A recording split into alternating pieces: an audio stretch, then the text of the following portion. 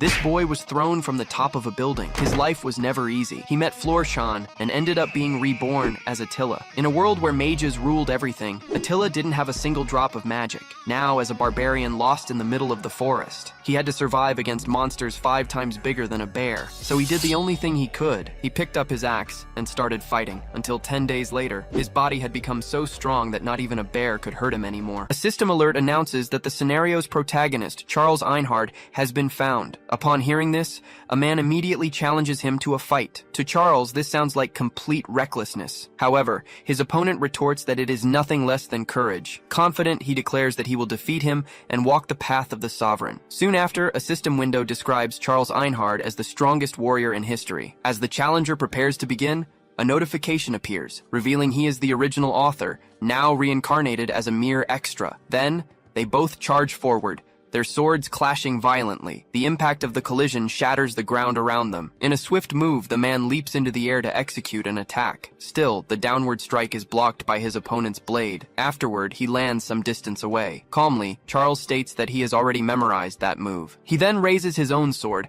preparing to counterattack. Then, he unleashes a strike that cuts through the air toward his enemy. The force of the impact hurls his opponent backward. Without hesitation, Charles leaps and descends with his sword for a new attack. The man is thrown to the ground by the sheer violence of the blow. Even so, the opponent twists his body and charges in to attack again. The blade strikes his adversary directly in the chest. Firmly, Charles declares that this is the end. He then prepares to deliver the final blow. The attack pierces the man's chest and launches him into the air. At that moment, a massive pillar of energy descends from the heavens toward him. The collision causes a huge explosion, awakening a new power. At the center of the impact, the man remains, covered in wounds. In another scene, a man in a suit asks Mr. Sato Shota to sign the contract. Introducing himself as Sato Shota, he explains that he is a novelist who achieved miraculous success with his free 400-chapter series. He is the author of the heroic saga of the Sovereign. With that signature, his work would finally be turned into a game. Thus, all his efforts up to now would finally be rewarded. At that, he prepares to sign the document before him. Convinced,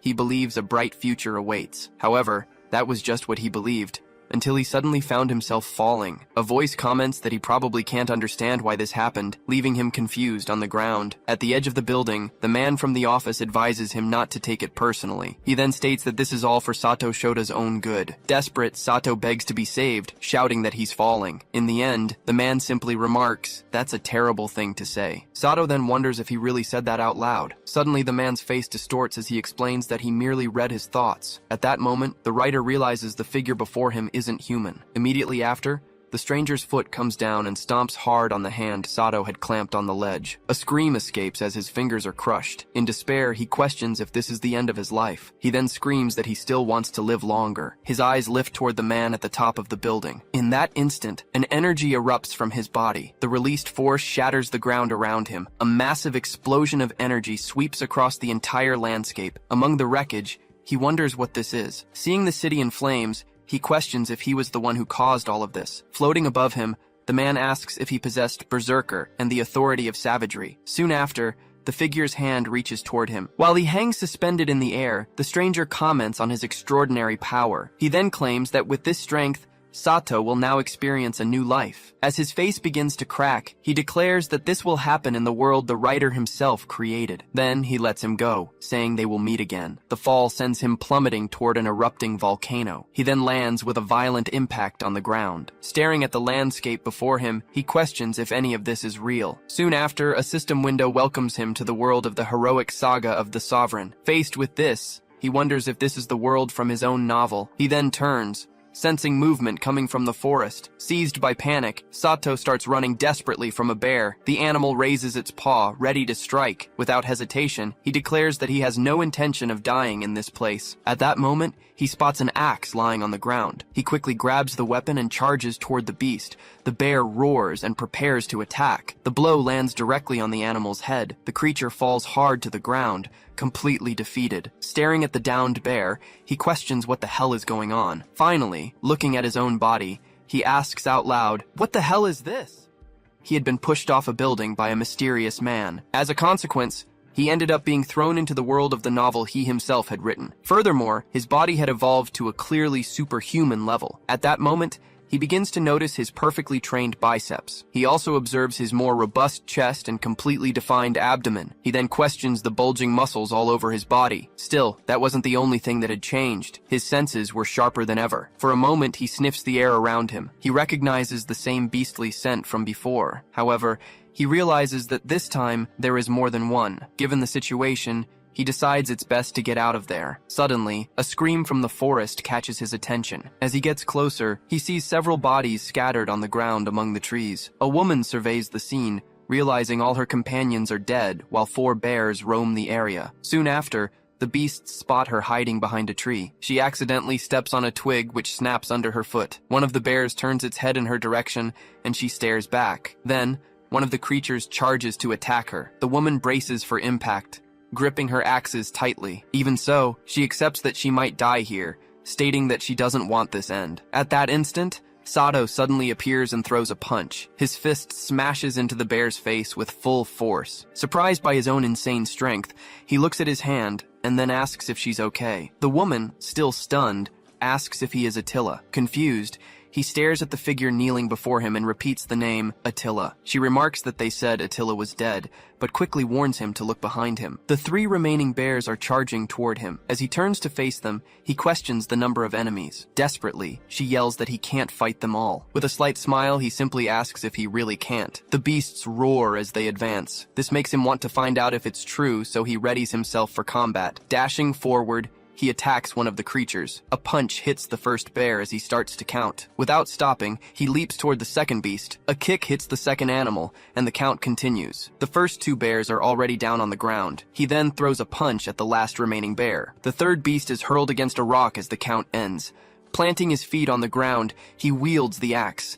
With a single motion, he delivers a precise strike. A bear's paw is completely severed. The woman watches, unable to react. He then charges forward and attacks the remaining creatures. Finally, he kneels over the body of the last bear. He then asks who the hell this Attila she's talking about is. Suddenly, the woman runs to him and hugs him. She says she believed he would come back alive. The hug catches him completely by surprise. Without letting go, she says everyone in the village will be happy, and urges him to hurry so they can leave. At that moment, a system window displays the profile of the character Attila, age 16. Immediately after, Attila's memories begin to flood his mind. The recollections start from the distant past. They move forward to the last memory before death. He begins to process all the new information. Among the memories, he discovers that Attila died during a bear hunt, a rite of passage into adulthood due to a man's conspiracy. The face of the one responsible for the betrayal appears clearly. He realizes he has been reincarnated as a barbarian extra, lamenting that he didn't become the protagonist. The woman asks what's wrong, but he reassures her, saying he's fine. He then notices the wounds on her leg. Crouching down, he tells her to get on his back so they can return to the village. She warns him that the village is 20 kilometers away, but he insists it's no problem and that he can't leave her there. Finally, he puts her on his back and starts running at high speed toward the village. In a lush green canyon, Attila leaps from the top of a cliff. During the high-speed descent, he even manages to grab a fruit from a tree. Right after, he remarks that it tastes delicious. He offers his companion a piece, but she simply refuses. They both arrive at a valley where the Black Wolf tribe settlement is located. 2 tribe members are stunned as they believed Attila had been killed by a bear. Surrounded by everyone, he carefully observes the place and states that it's incredible. Everything around him perfectly matches the sketches that were once drawn. The landscape before him is none other than the world of the Black Wolf tribe itself. Facing the villagers, he claims this is the greatest reward an author could ever receive. An imposing man walks through the crowd and calls out Attila's name. Before him stands his father, the legendary warrior said to have single-handedly defeated an army of 5,000 men. Munzuk, chief of the Black Wolf tribe, stares at him intently. He then asks if his son doesn't have something to say to everyone. Firmly, Attila announces that he has returned. The tribe's leader pulls him into a tight hug. With tears in his eyes, Munzuk welcomes his son. The boy is left completely speechless at the scene. Moved, Munzuk declares that he has come back to life, just as the old seer had foreseen. He then shouts that the legend of the Black Wolf was true, and proudly states that he is overjoyed. The chief then announces a great feast to celebrate the day, promising food and drink until they can't take any more. At night, the tribe gathers around a bonfire, feasting and toasting to the great martial god king. Attila eats with satisfaction, commenting that he could eat forever. Just then, a man offers him a mug of drink, which he accepts without hesitation. In the background, The tribe's warriors dance while others play drums. The dance represents the legend of the great martial god king. The story tells how the legendary warrior was killed by his enemies, only to return from the dead. A dancer wields an axe, moving with great agility. She spins and executes each move with precision. With a swift spin, the dance intensifies even more. A short while later, the performance comes to an end. Thus, the legend of the savior who protected the village is born. The villagers celebrate with renewed enthusiasm. As he watches the celebration, he reflects that if this truly is the world of his novel, there's only one way back to the real world. That single exit is the fairy kingdom. It is the place where the most powerful magic users live, as that is where he placed the passage. Attila takes a bite of a piece of meat. At that moment, a man approaches and says he heard that Attila defeated 4 bears. Blida, a warrior of the Black Wolf tribe, praises him for the impressive feat. He then informs him that he is now part of the elite warrior group. For someone from the Black Wolf tribe, this is the greatest possible honor and also a requirement to become chief. For this reason, Blida invites him for a toast. Along with the toast, an intense power struggle silently begins. Attila stops the mug mid-air as he smells something strange. Noticing this, Blida asks what's wrong and why he isn't drinking. Straight to the point, Attila says it's better to stop talking and just fight. Blida replies that it's been a while and tauntingly comments that he's learned to say interesting things. He warns him not to get cocky as he still doesn't know what tricks were used. Blida then comments that the party has just begun and the night should be enjoyed to the fullest. Attila asks him to wait, but the warrior simply says goodbye and walks away with his men. Near the bonfire, a rabbit is being prepared for the meal. A boy approaches and tells Chief Munzuk that he was the one who hunted the animal. The leader smiles and says the boy will become a great warrior. He is completely different from his younger brother, Bleda. Having never had a father, the young man isn't sure how to act in this situation. If he had grown up with one, he imagines he would have spoken and received praise, just like that. Suddenly, Munzuk calls him closer. He then states he has something to give him. The chief then offers him the mark of the elite warrior, granted only to those who have defeated 3 or more bears in a single hunt. Munzuk asks if he's speechless, and comments that it's an honor any warrior would give their life for. He then rushes him to put on the mark. Attila tries to tie the sash, but realizes he's never done it before. Awkwardly, he stands there with the sash tied in a strange way. Munzuk asks what's wrong, and he explains that he hurt his hand a little and can't adjust it properly. Hearing this, the chief offers to tie it for him. While adjusting the sash, he comments that this reminds him of the day they first met. The knot sits perfectly adjusted on his waist. Munzuk stands up and says that Attila has grown a lot and worked hard to get here. The young man simply thanks him. The chief then places a hand on his head, ruffling his hair slightly. He says he should show more joy, but Attila replies that he feels embarrassed. Munzuk shouts that there's no reason for shame, as becoming an elite warrior at 16 is unheard of. The other tribe members start encouraging him to celebrate. Attila smiles at all the recognition. Munzuk raises his mug and proposes a toast to the proud warriors of the Black Wolf. All the men of the tribe raise their mugs in celebration. The young man toasts along with them, thinking that this life might not be so bad after all. Suddenly, a man's mug flies from his hand as he lets out a scream. Attila screams desperately for his father. In that instant, the tribe's chief is revealed, completely transformed. He wonders if the drink was poisoned, but Munzuk's sake has no strange smell. The young man holds his father and calls out to him repeatedly, but the only response is a fierce roar. Munzuk continues to roar, completely out of control. An analysis reveals he's under the effect of an uncontrollable fury. The tribe's chief begins to attack his own people. At that moment, Attila realizes that Bleda's target wasn't just Munzuk. The villagers run and scream desperately for help. The real goal was to kill everyone who admired the tribe's chief. Attila declares it's unforgivable to use Munzuk's own hands to hurt the people he values most. Munzuk charges forward wildly. The young man confronts him, begging him to wake up. As he tries to stop him, he's hit by an extremely powerful punch. He falls to the ground, realizing it's useless to keep trying. His father can't hear him. Even so, Attila gets up, saying, "This can't be real." Munzuk roars as his transformation completes. He then attacks with a devastating punch. The blow hits the ground, sending him flying from the force of the impact. Attila realizes he can't stop him with his current power. As the roars echo, the villagers flee in a panic. A boy runs to his mother, who falls to the ground. He shakes her, begging her to get up. The woman tells her son to go on ahead. Munzuk moves toward the two of them. She screams for him to run as fast as he can. The boy then grabs an axe from the ground. Turning around, he declares he will protect his mother. The tribe's chief prepares to strike the child. In that instant, Attila appears in front of them, blocking the blow with his own arm. He praises the boy's courage, and the boy calls him brother. He then yells for the others to take care of them. The tribesmen carry the mother and son away from danger. Attila turns and manages to catch another of Munzuk's punches. At that moment,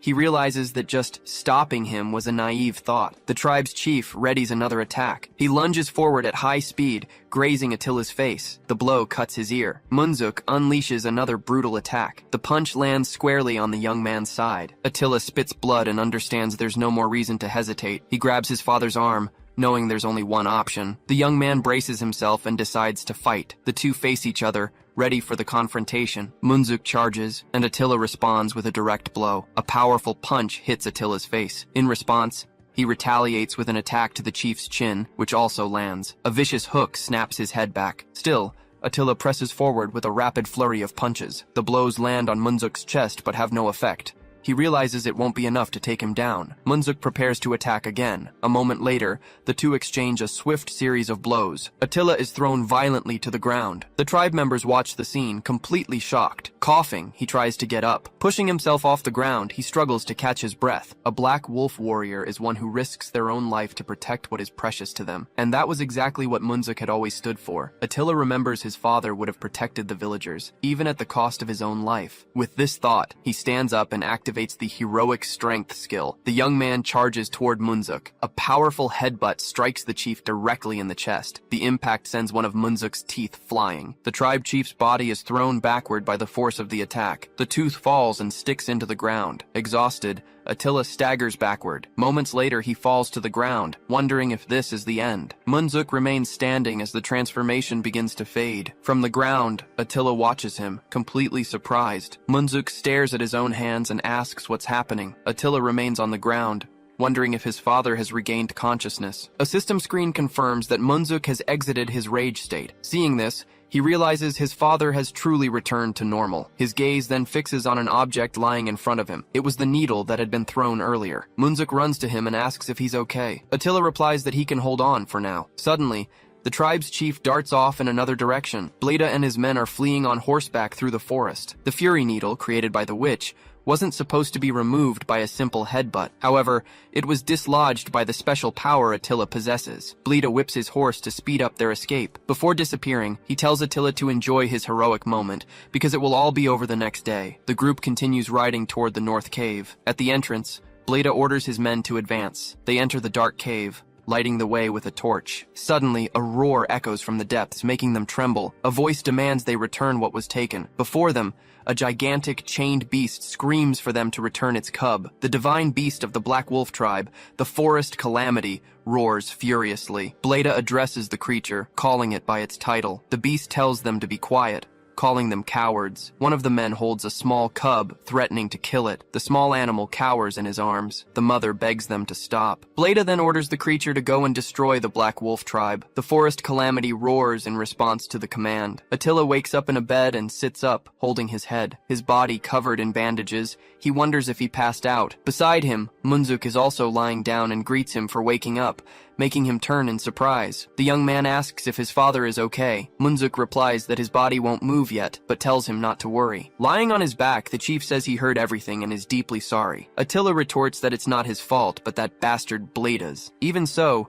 Munzuk insists he failed to protect the villagers. He then declares he no longer has the qualifications to be the tribe's chief. Attila questions him, saying that's exactly what Bleda wants. Still, his father asks him to understand, stating that what happened was very serious. Suddenly, shouts echo from outside the door. A crowd of villagers bursts into the room. One of them yells not to push, saying the chief is still recovering. Another accuses someone of suggesting the visit. The argument continues about which idiot brought sake to visit a sick person. The woman Attila saved appears with her son and reassures him, saying that thanks to him, everyone is fine. She states they've been protected by the chief in countless battles. She then says everyone knows how much he values the villagers and that they trust him. With tears in her eyes, she asks him to believe in them because they believe in their chief. Munzuk covers his face with his hand. The tribesmen raise their fists and shout that they will protect the Black Wolf tribe together. With his face covered in tears, he simply thanks them. Suddenly, someone runs into the room. The man stops before everyone and yells for them to listen. He announces that the Forest Calamity is attacking the village. Outside, the village is seen in flames, being destroyed. Amidst the fire,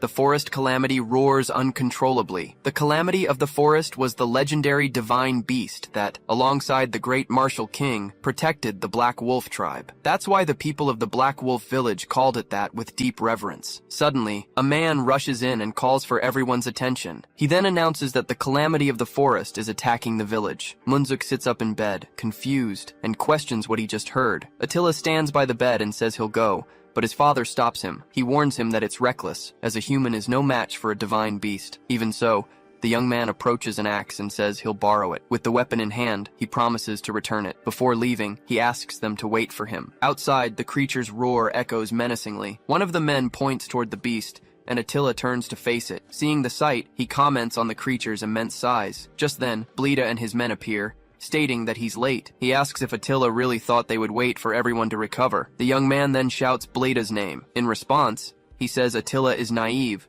just like his father. Readying his axe, the young man challenges him to fight instead of just talking. Blida praises his bravery, saying it's worthy of the great martial king's reincarnation. However, he reveals that he won't be the opponent and raises his hand to give a command. The creature's paw strikes the ground violently. Attila blocks the blow with his axe. The calamity of the forest appears behind Bleda, awaiting his command. Confused, the young man questions how a divine beast can obey his orders. Bleda explains that making an enemy kneel is simple. According to him, you just have to take what is most precious, as he holds a cub. The legendary divine beast was reduced to this state after its cub was captured, because what should be protected becomes a weakness. Attila asks if he's finished saying his last words. Bleda retorts, questioning if those are the young man's final words. He then points and orders the calamity of the forest to attack. Attila immediately prepares for combat. The creature advances and attacks with its paw. He parries the blow using the axe's handle. In that instant, he realizes the situation is extremely unfavorable. He understands that if he takes a direct hit, he'll be crushed. The beast attacks again, and Attila is thrown back by the impact. Still, he manages to land, though he's dragged by the force of the attack. The young man notes the speed of that massive body, hard as rock and impenetrable to ordinary blades. As the creature approaches, he considers what to do. Then he remembers that while you can't cut a rock, you can still drive something into it. If the blade won't cut, then the solution is to embed it. With this in mind, he readies an axe and positions it. Then, he uses the second axe to strike the first with all his might. The impact buries the blade deep in the creature's body. The divine beast reacts to the blow that hits its shoulder. Attila prepares to attack again. The creature stares at him intently. He lands a direct blow on the beast's paw. Right after, he spins his body to build momentum. Then, he leaps into the air for a powerful attack. The axe strikes the creature's shoulder with full force. The blade cuts deep into the beast's hide. One of the men realizes he's using one axe to drive in the other. After multiple hits to its arm, the creature finally collapses completely. The calamity of the forest approaches its cub, which is lying on the ground. Bleda calls it a useless bear. Then, he orders his men to fire their arrows. The archers draw their bows and take aim. A shower of arrows flies toward Attila. He prepares to deflect the projectiles. With his axe, he deflects all the arrows coming his way. One of the men calls him a monster. With his head severed, the same man screams for his companions to flee. Attila charges at Bleda's men, attacking them without hesitation. Soon after, he lands the final blow on the last opponent, and so he defeats all of Bleda's men using only his axes. He then turns to Bleda and challenges him to a fight between the two of them. Finally, Bleda accepts the challenge and calls him to battle. Bleda leaps toward Attila, initiating the attack. Some men comment that the two are just staring at each other, not even moving. However, one of them corrects him, stating that the battle may have already begun without them noticing. Thus begins the confrontation that will decide the fate of the Black Wolf tribe. Attila remains firm in his fighting stance. On the other side, Bleda also stays still, holding his axe securely. Suddenly, he takes a step forward. In an instant, he vanishes, leaving Attila confused by the sudden disappearance. He then reappears behind him to attack. Without stopping, he launches another attack that cuts Attila's shoulder. Surprised, he questions what kind of move that was. Bleda charges again, and Attila realizes he can't dodge in time. Then, he taunts him, asking if he really thought he could win with brute force alone, calling him a fool. He then claims to be used to dealing with clumsy attacks based only on strength. Attila defends himself as best he can, and acknowledges his opponent's skill. The sequence of blows pushes him back. He can't find any opening, not even to swing his axe. Bleda praises him for managing to defend against his barrage of high-speed attacks. Still, he prepares for his next move. With a burst of speed, he rushes forward again. Attila reacts to the sudden movement. At that moment, Bleda declares that he will be the winner. Leaping over him, he lands a precise strike. In technique and experience, Bleda clearly surpasses him. Even so, Attila prepares for a counterattack. He remembers that this blow was nothing compared to Munzuk's. Seizing a perfect opening, he decides to attack. With precision, he hits Bleda with the handle of his axe. The blow lands squarely, making him spit blood. Some men start to celebrate, shouting that Attila has won. He remains standing, apparently victorious. Lying on the ground, Bleda begins to laugh. Attila asks what's so funny. Between laughs, he replies that it was about time for the effect to kick in, leaving him confused. Then he reveals that his axe was completely coated with berserker poison. He then asks if Attila knows what happens when someone is cut by that weapon. Furious, Attila calls him a bastard. Bleda points at him and declares that Attila himself will be the one to destroy the Black Wolf tribe. The young man looks at his own hand, confused about what's happening. He feels something strange coursing through his body. Soon after, he starts screaming as an energy completely envelops him. Bleda shouts for him to turn into a beast and die a miserable death. Attila feels his body growing intensely hot. Confused, he questions what is happening. In that instant, the divine beast kneels before him and calls him Attila, the one who inherits the soul of greed. Surprised, he asks if the divine beast can speak. It explains that he can now hear its voice clearly because he is closer to being a beast than a human. The creature then opens its mouth and tells him to receive this. Attila watches as a dagger materializes in his hand. The divine beast explains that this is the divine sword of the great martial king, granted to the one who defeats it, named Mihyul. It states the weapon will help his awakening when the soul of the Black Wolf tribe resonates, encouraging him to fight. Finally, it orders him to fight for those he must protect. An information window appears, describing the properties of the weapon called Mihyul. The smoke around Attila slowly dissipates as he faces Bleda. The men watch, unable to understand what's happening. Bleda wonders why his opponent isn't moving. In response, Attila simply says his name. Then he declares it's time to settle this fight. In the blink of an eye, Attila lunges forward and vanishes from sight. Before Bleda can react, a cut appears on his face. After the strike, Attila lands nimbly on the ground. Then, Bleda is struck again, screaming that it's impossible. The dagger is lodged in his shoulder. He stares at the blade embedded in his own body. Recognizing the weapon, he questions if it's the Mihyul. Without giving him time to react, Attila delivers the final blow. The impact hurls Bleda backward. He falls face down, defeated in a pool of his own blood. There, he finally understands that Attila was recognized by the divine beast, unlike him. The world has always been unfair, and he was born the brother of a talented man. Because of this, he lived his life constantly compared to Munzuk. Still, he was driven by the desire to catch up to the brother he so revered. He wanted to master the madness that made him spit blood. However, during one battle, everything took a different turn. Munzuk, the strongest warrior of the Black Wolves, was decimating enemies without pause. Bleda would scold him for charging in alone, but his brother would just apologize for getting too carried away. Then, he'd complain upon seeing him face everyone alone again. Even so, Munzuk kept fighting in the center of the battlefield. Suddenly, Bleda spots a new enemy approaching. Desperate, he runs, shouting his brother's name. An adversary prepares to strike Munzuk from behind. Bleda ends up getting hit in the face as Munzuk screams his name. Wounded while protecting him during the war, he kneels before his brother and questions him. Bleda confronts him, asking why he can't join the next battle, despite contributing so much. Munzuk just apologizes. He explains that with his injured eyes, Bleda can no longer fight on the battlefield. Instead of recognition, his place was taken from him. A messenger announces a new invasion, and Munzuk prepares to leave. In that moment, Bleda realizes he was the only one who believed they were fighting together. He screams that his brother would never understand his pain and suffering, and insists he's not the villain. In his mind, Munzuk, who abandoned him, and the Black Wolf tribe are the real culprits. Driven by this,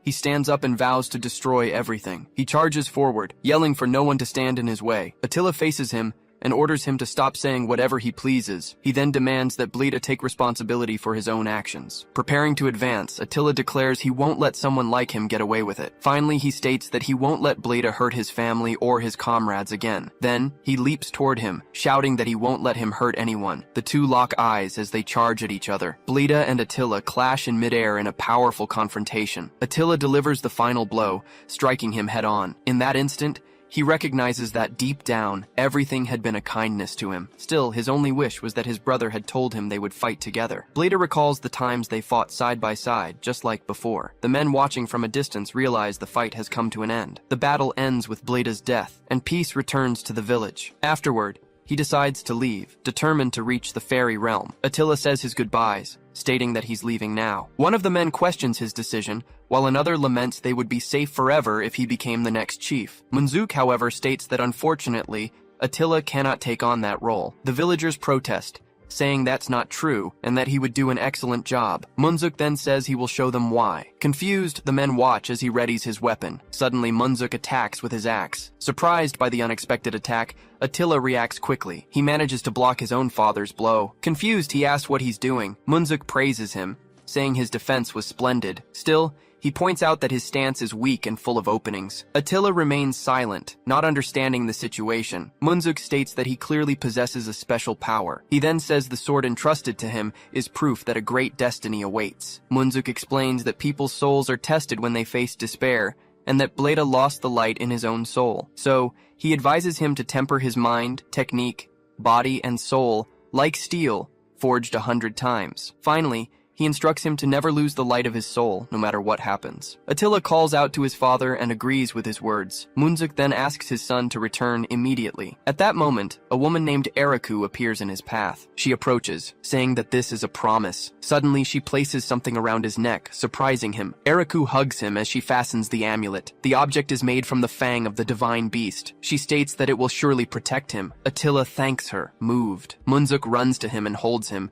begging him not to go. Already in the distance, Attila bids farewell to his people, who watch him from the village gate. Later, he sets up camp alone in the dark forest. Sitting by the fire, he remarks that the meat is roasting nicely. He picks up the hot piece and says it looks delicious. Then, he prepares to take the first bite. However, he stops when he hears a sound from the forest. He turns and stares into the darkness between the trees. Attila then asks how long they're going to keep following him. At that moment, the small cub of the divine beast emerges from the darkness. Attila turns to the darkness and asks how long they have been following him. The small cub of the divine beast timidly appears from behind a tree. Calmly, he just asks the creature to go home. The cub sits on the ground, while Attila watches it in silence. Then, he explains that he can't take it with him, and asks it to be a good boy and return to its nest. Just then, the little creature's stomach rumbles, and its eyes turn to the meat in his hand. Seeing this, Attila gives in and offers the food, telling it to eat and then leave. The cub bites the meat and refuses to let go, getting swung from side to side. Soon after, the creature falls fast asleep, hugging the piece of meat. Attila realizes the cub took his whole piece. He calls it a savage, despite its cute appearance, and decides to leave it behind. As he turns, however, he stops suddenly when he notices something strange and asks what that is. The cub spits out an object, making Attila cry out in surprise. He asks the creature not to scare him like that, as it offers him a twig. Confused, Attila asks if it's a gift, and then yells that he doesn't need it. Even so, the little cub nestles in his lap, making him wonder why it's so attached. He then wonders if the creature smells its mother on him. It was the same cub Bleda had used as a hostage. The divine beast fought with its own life to protect it. That's why Attila didn't want to take it on such a dangerous journey. He stares at the cub sleeping in his lap, and considers the situation a huge problem. Suddenly, the little creature lies down next to the sword. At that moment, he remembers that the cub is also a guardian beast, bound to the protection of the weapon. The sun rises, heralding a new day. The little creature sits up and looks around. Then, it realizes Attila is no longer there. Frightened, it runs in the direction he went. After a few steps,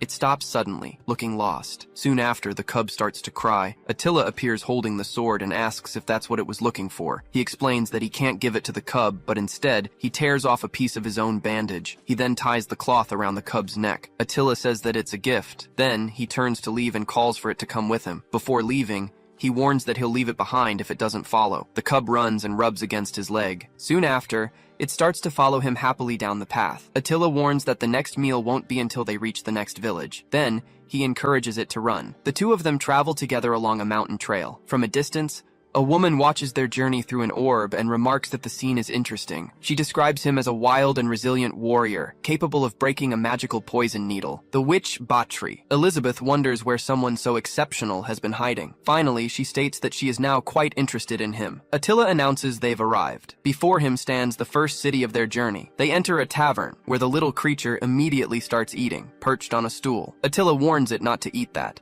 his voice filled with concern. Just then, the tavern keeper brings out a huge special dish, apologizing for the delay. A large portion of steamed buns is placed on the table. Attila grabs a bun, takes a bite, and asks the man if he knows of the Fairy Kingdom. The tavern keeper replies he's never heard of it, and Attila says he expected as much. The Fairy Sanctuary is a floating island, adrift in the North Sea of the Kurielsh Rudra continent. He takes a sip and remarks that it was something he only wrote in his novel. He then comments that he should have detailed it better. The tavern keeper is surprised that he's already finished his food. Attila knows that to reach the North Sea, he must pass through a specific place. Lands filled with monsters, like giants and dragons, await him on his path. On top of that, he'll also have to face the sinister creatures living beyond those regions. Thinking about all this, he puts a hand to his head, complaining of a sudden pain. At another table, a man repeats the question about the Fairy Kingdom. Right after, he and his friends start laughing, as one of them asks Attila's age. One of the men stands up and yells that there's no such thing as a fairy kingdom. In a mocking tone,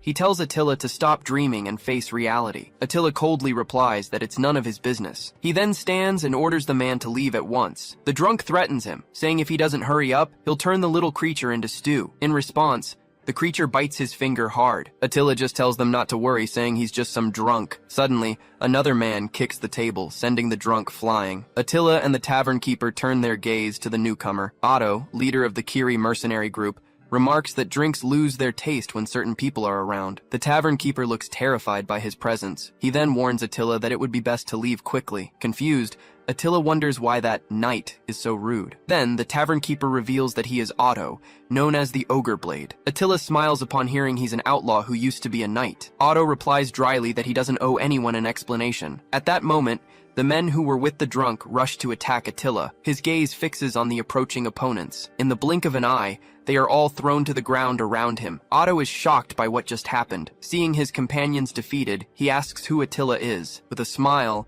Attila answers that he is the original author. He then rips his own shirt and says, it's his turn now. Otto panics and asks him to wait a moment. The men kneel on the floor and begin to apologize. Attila backs away, stating it was all just self-defense. Trying to justify himself, he says he had no choice, as he was attacked first. Just then, the tavern keeper grabs his hands and thanks him, leaving him confused. Attila picks up a wanted poster and asks if those men are criminals. The tavern keeper confirms, explaining the Lord issued a warrant against them, and the whole town had suffered from their deeds. He then wonders why the order demanded they be captured alive. The man then speculates that perhaps the goal was to recruit them for the war. He mentions hearing rumors of an imminent conflict, and that the local army has fewer soldiers than the opposing side. For that reason, Baron Bertrand is gathering anyone available as military force, even criminals. Attila smiles hearing this and says it's good news. A short time later, they arrive at the local lord's mansion. Inside the hall, a man asks if Attila was the one who captured the bandits in exchange for a war horse. The nobleman who receives them introduces himself as Lord Bertrand. Kneeling,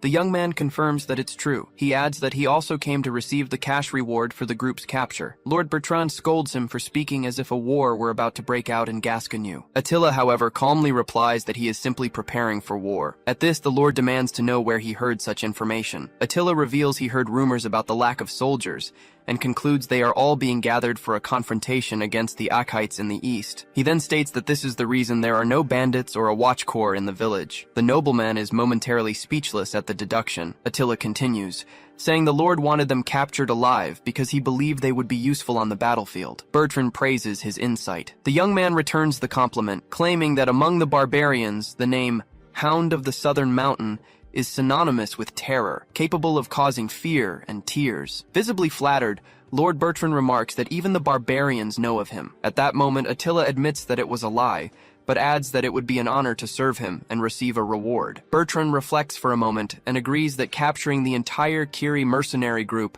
deserves recognition. So, he offers 10 gold coins and a warhorse of his choice, receiving immediate thanks. However, the nobleman adds that there is one condition. Extending his hand, he says that if Attila truly wishes to serve him, he must join the war alongside Gascony's army. Otto and his men are shocked by the proposal. Attila, on the other hand, accepts without hesitation, stating he was expecting those very words. The decision to join the war was made for a single reason. It was necessary to make that man move. That man was Charles Einhard. He was the protagonist of the story, known among his enemies as the God of Death, and only he knew the Fairy King. In the fortress courtyard, war preparations continue at a steady pace. Behind the bars, Otto talks to Attila, while the other prisoners watch in silence. Suddenly, he screams in desperation, begging Attila to get them out of there. Attila calmly replies that he's too loud and tells him to stop calling him boss, since he's only 16. The revelation about his age leaves Otto completely confused. When he asks if the correct age isn't 46,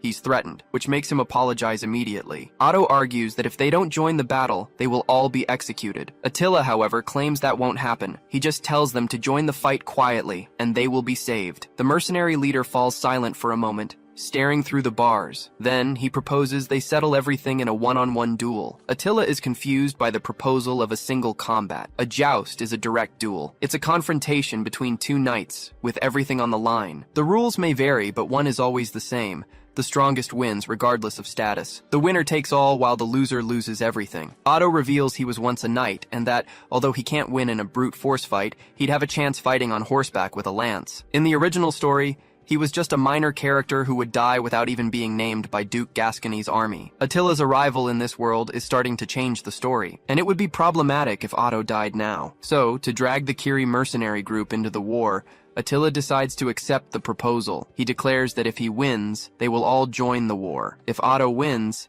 he will free them according to his terms with Bertrand. With a calm smile, Attila accepts the challenge. The mercenaries shout to their captain, saying they're putting their lives in his hands. Otto faces the situation seriously, while Attila remains calm. 10 days later, on the day of the joust, the two knights take their positions in the arena. A herald welcomes the lords, ladies, and guests in attendance. The crowd in the stands celebrates the start of the event. Lord Bertrand watches everything intently from his position. The herald announces that the battle will be for all the stakes and asks for a great round of applause. He then explains that everyone knows the rules, as the knights ready their lances. They must charge furiously at one another. The two face each other from opposite sides of the arena. The only rule is to attack only with their lances. The one who knocks their opponent off their horse will be the winner. For these proud knights, social status holds no value. It's a fight where only the strong win and take all. The herald turns to the excited crowd. Then, he announces that the duel is about to begin. With a solemn gesture, he signals for the combatants to enter. Otto, known as the Demon Sword, enters the arena on his horse. Some men in the crowd shout for his death. A woman sitting nearby comments that he seems to be quite hated. One of the men turns to answer, but is taken aback. The hooded woman simply puts a finger to her lips, asking for silence. The witch, Bathory Erzsébet, remarks that she doesn't care, as she only came to see little Attila. The men who were shouting before are now completely enchanted by her. Next, the herald announces the next competitor coming from the west. He introduces Attila, the barbarian warrior of unknown strength who single-handedly captured the entire Kiri mercenary group. The imprisoned mercenaries shout for their captain to win, as their lives depend on it. Otto hears the shouts of support and is visibly embarrassed. From the other side of the arena, Attila just calls out his name. He then comments that the armor doesn't look too bad on him. Otto replies that he can only afford to be arrogant for now. The herald announces that the long-awaited moment has finally arrived. He introduces Attila, from the Black Wolf tribe, fighting against Otto, the Demon Sword. Finally, the herald begins the duel. The herald thanks the audience for their patience. He then presents the duel between Otto, the Demon Sword, and the barbarian warrior, Attila. With the wave of a flag, the match finally begins. Otto charges forward with his lance at the ready. At the same time, Attila heads toward his opponent. With his eyes fixed on the target, Otto believes he can win. A moment later, he launches his attack with the lance. Attila leans over his horse, watching the tip of the lance draw dangerously close to his face. Otto is completely shocked by his opponent's action. The mercenaries in the stands wonder if he really caught the lance with his bare hands. Calmly, Attila says he's just going to return the attack. A lance mastery skill is activated. He then spins the weapon and thrusts it back toward Otto. Otto sees the tip of the lance advancing quickly. Then Attila strikes him with the other end of the weapon. The impact makes Otto spit blood. He doubles over on his horse from the force of the blow. Bathory Elizabeth smiles as she watches the duel. She comments that he's truly an insane warrior, a real berserker. Attila breaks the lance, and the herald announces that the warrior from the Black Wolf tribe has won the first round. Soon after, they both prepare for the second round. Now, Otto wields a large warhammer. He realizes the situation is not in his favor. The herald announces the start of the second round. Attila charges forward on his mount, crossing the arena. He decides he'll end it all by knocking his opponent off his horse. With this in mind, he accelerates at high speed toward Otto. His opponent also rides into the confrontation.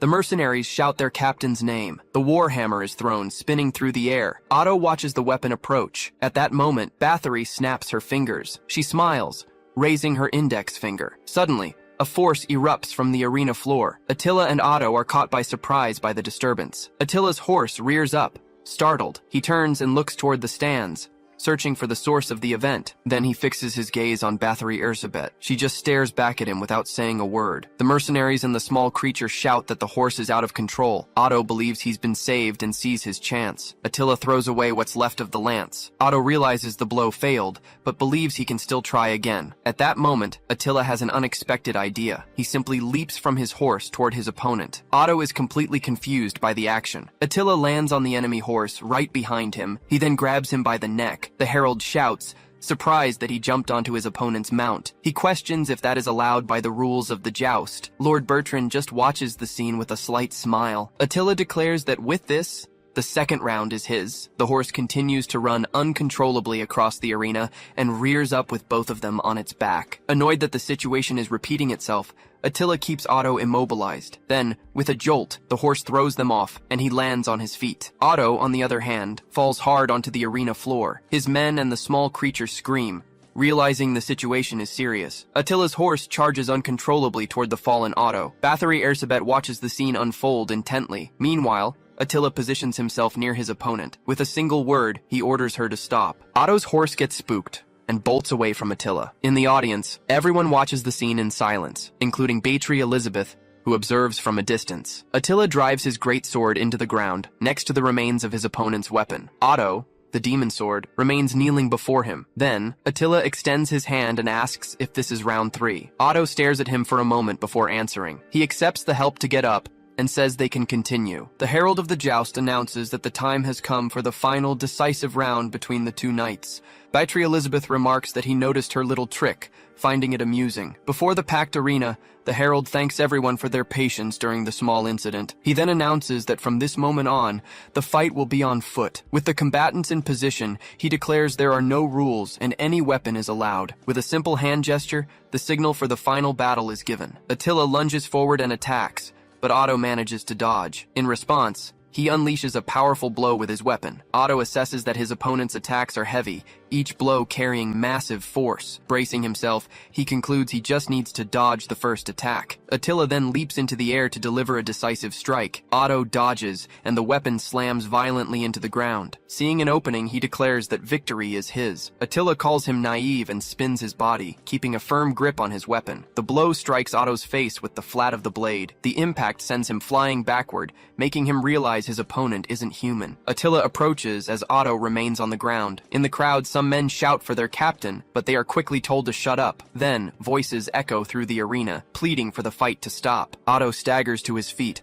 covered in blood and holding his broken sword. One of the men shouts for him to stop, saying that this is enough. Another begs, saying he'll do anything to save his life, even join the war. He insists that Otto can't die in a place like this. Turning to his comrades, Otto remarks that even with their hands tied, they still talk too much. Still, he admits he would say the same in their situation. The sword falls from his hand and hits the ground. Then, the herald of the joust announces that Otto can no longer continue. With a white flag raised, he declares Attila the winner. Otto loses consciousness and collapses forward. Attila catches him before he hits the ground. He says that Otto is no longer just a nobody. He then acknowledges him as a warrior worthy of respect. The crowd erupts in celebration, while Lord Bertrand watches intently beside his guards. From afar, Bathory watches everything with a faint smile.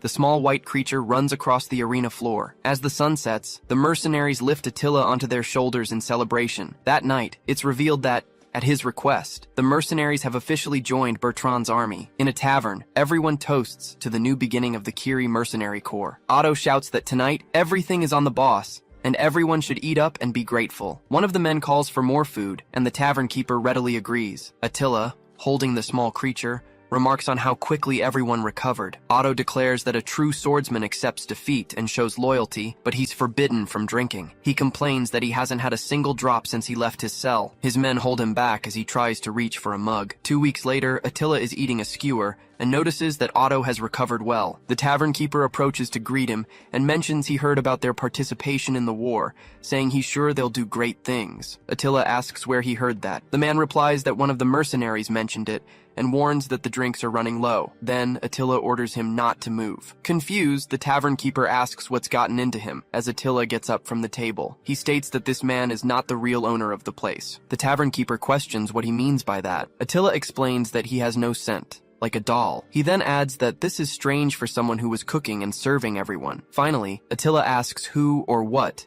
he really is. The tavern keeper's body begins to transform before Attila's eyes. Otto immediately rushes over, and Attila asks who he really is. Then, the masked figure comments that he must be quite skilled to see through his disguise. He then states that knowing his true identity means nothing. The man brandishes his weapon and says that either way, Attila is going to the next world. He attacks, but Attila dodges the blow. The blade hits the chandelier, extinguishing the tavern's lights. Attila remains alert in the sudden darkness. Otto yells that it's completely dark, but Attila tells him to calm down. He replies that there's no way to be calm in the dark with an assassin on the loose. Just then, the enemy appears behind Otto and tries to attack him. At the last second, Attila pulls him out of the blow's reach. He then tells his companion to be quiet and stay in the corner. Then he turns to the enemy and calls him an assassin who specializes in disguises. Attila states he can identify him by his physique and strength, revealing him to be Rashid, a second-rate assassin. The masked man just stares at him, taking a combat stance. After a moment, Attila asks if he isn't correct. Rashid vanishes from his sight in an instant. However,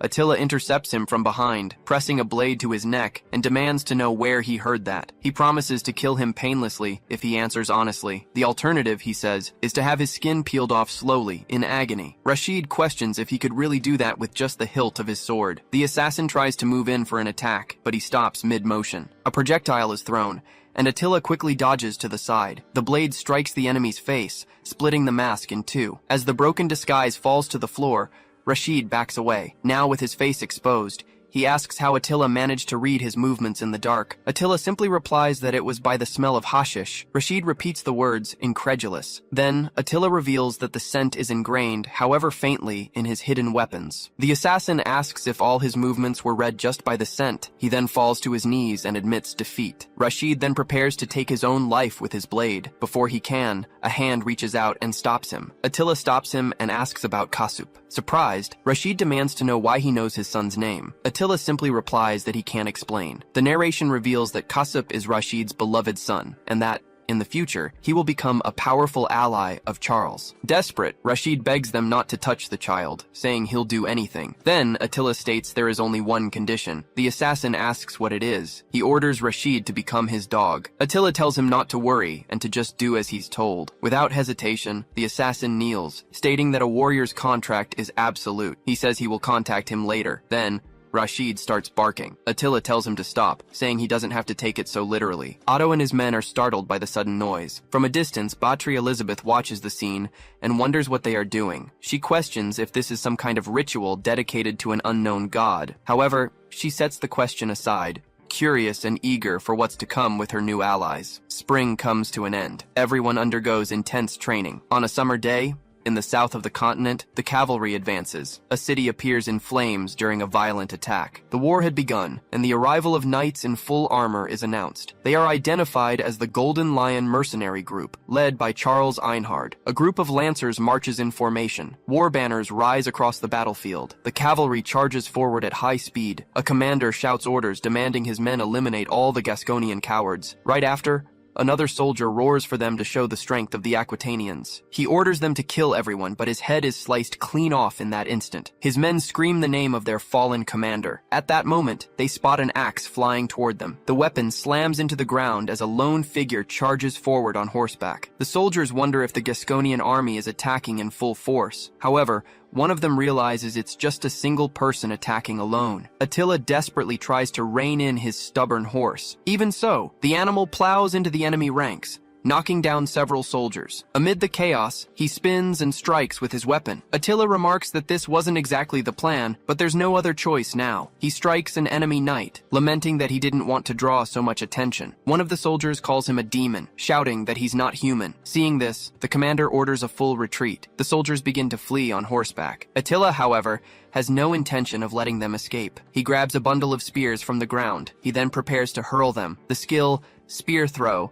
is activated. The weapons fly toward the fleeing enemies. One of the soldiers' horses is hit first. Moments later, the men are pierced by the spears. Riders and their mounts fall to the ground together. Attila charges forward on his horse, shouting, "Attack!" His men follow, urging him not to advance alone. Otto then realizes the fight has already started. His enemies recognize him as Otto, the ogre blade of the Kiri mercenary group. With that, they conclude that the executioner, Attila, must also be present. Under Attila's command, the Kiri mercenary group advances swiftly, each member playing their part. They prepare for the coming battle against that man. Meanwhile, elsewhere, an investiture ceremony is taking place at the cathedral. Count Akule de Akule receives his title. Charles Einhard is knighted. He is tasked with protecting the people and acting as their defender. The ladies in attendance comment on his appearance. They remark with admiration that he is only 18 years old. Two nobles, however, cannot accept that a commoner has become a knight and begin to criticize his humble origins. One of them suggests Charles is nothing more than a human sacrifice, meant to serve as a shield for the true lords. Just then, someone taps the noble on the shoulder. A muscular man approaches and comments that speaking ill of others is not a good idea. Ruach, captain of the special attack unit, adds that speaking ill of Charles is even worse. Outraged, the noble demands to know who he is, stating that he's a baron. Another man quickly steps in and apologizes to Baron Ruach for his companion's disrespect. He introduces himself as Pippin, vice captain of the Golden Lion mercenary group. The baron ignores the introduction and asks how Pippin knows who he is. Pippin calmly replies that everyone attending the ceremony has been identified. Shocked, the noble asks if they really memorized all 800 guests. He then concludes it must be a bluff, typical of low-born folk. Pippin apologizes for the disturbance and turns to leave. However, the baron stops him, asking if commoners can offend a noble and simply walk away. With all due respect, Pippin explains that Ruach only warned him against insulting Charles. He adds that insulting a knight without cause is illegal. He then states that the baron himself will not go unpunished. The noble calls him a nuisance and tells him to get lost. Pippin excuses himself and takes his leave. Later that night, he pauses while walking through the woods. Noticing an insect land on his arm, he comments on the creature's incredible speed. Charles asks what's on his mind, and Pippin replies that the ceremony is over and they'll be heading to battle tomorrow. Charles advises him to just let the do-nothing fools talk. He declares that he will conquer the nation and won't let anyone disrespect him or his comrades. Pippin agrees, saying that's a promise. Charles confirms the commitment with a fist bump. Then, Pippin mentions that he has received intel about an extremely strong mercenary in Gascony. He explains that the man seems to have power comparable to Charles Einhard himself. Charles questions if the mercenary is really that strong. With a confident smile, he says he can't wait to meet him on the battlefield. Otto asks Attila if he can see the dungeon in the sky. The young barbarian doesn't seem to understand the question, so Otto explains that it's because Attila had a perfect grasp of the enemy camp and their troop strength, but Attila denies having any such ability. As his men celebrate, Otto claims this means the heavens are on their side. Attila, however, silently reflects on the faith of a former bandit. When called Sir Former Knight,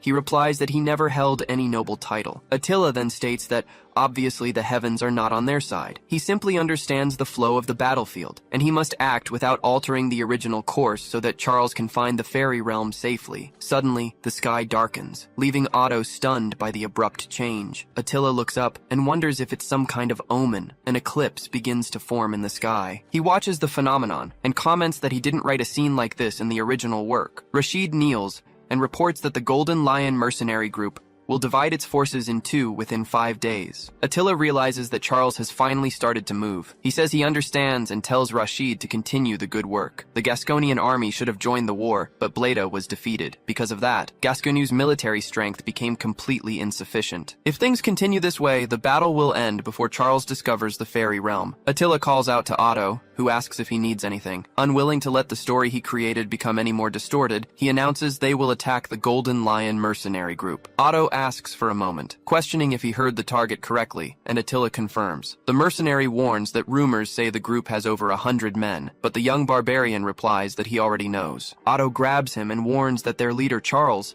is dangerous and as strong as he is. In response, Attila simply asks if he isn't going to join. Otto confirms he will, and is told to get ready. He argues that preparations would take at least 10 days to gather armor, food, and weapons. He also points out that the mercenaries still need more training. Even so, Attila orders them to depart immediately. Confused, Otto asks what exactly immediately means. With a smile, Attila clarifies that the 3 former knights, along with himself and Otto, will leave right now. 5 days later, a battle is raging on the southern front. Pippin and his soldiers react in shock to what they see on the battlefield. He claims he hadn't heard anything about this. A man announces that the Black Wolf tribe has arrived to reinforce Gascony as they advance over the fallen knights. Pippin prepares with his remaining soldiers to face the approaching warriors. One of the barbarians attacks and strikes down a knight. The same warrior then charges forward and defeats another soldier. At the end of the confrontation, Pippin and his comrades are lying on the ground, later in the tent of the Golden Lion mercenary group's camp. Charles informs his men that the Black Wolf tribe appeared on the southern front today. One of the knights questions if that warrior tribe has really allied with Gascony. He confirms, explaining that they are rapidly expanding their influence with fierce momentum. Still, Charles sees this as an opportunity to achieve military distinction. He then announces that the first unit's destination has changed and orders immediate mobilization to the front line. His men, including Pippin and Ruach, respond promptly to the order. Pippin reports that the first unit is ready to depart. Charles thanks him and leaves the second unit under his command. He then turns to his men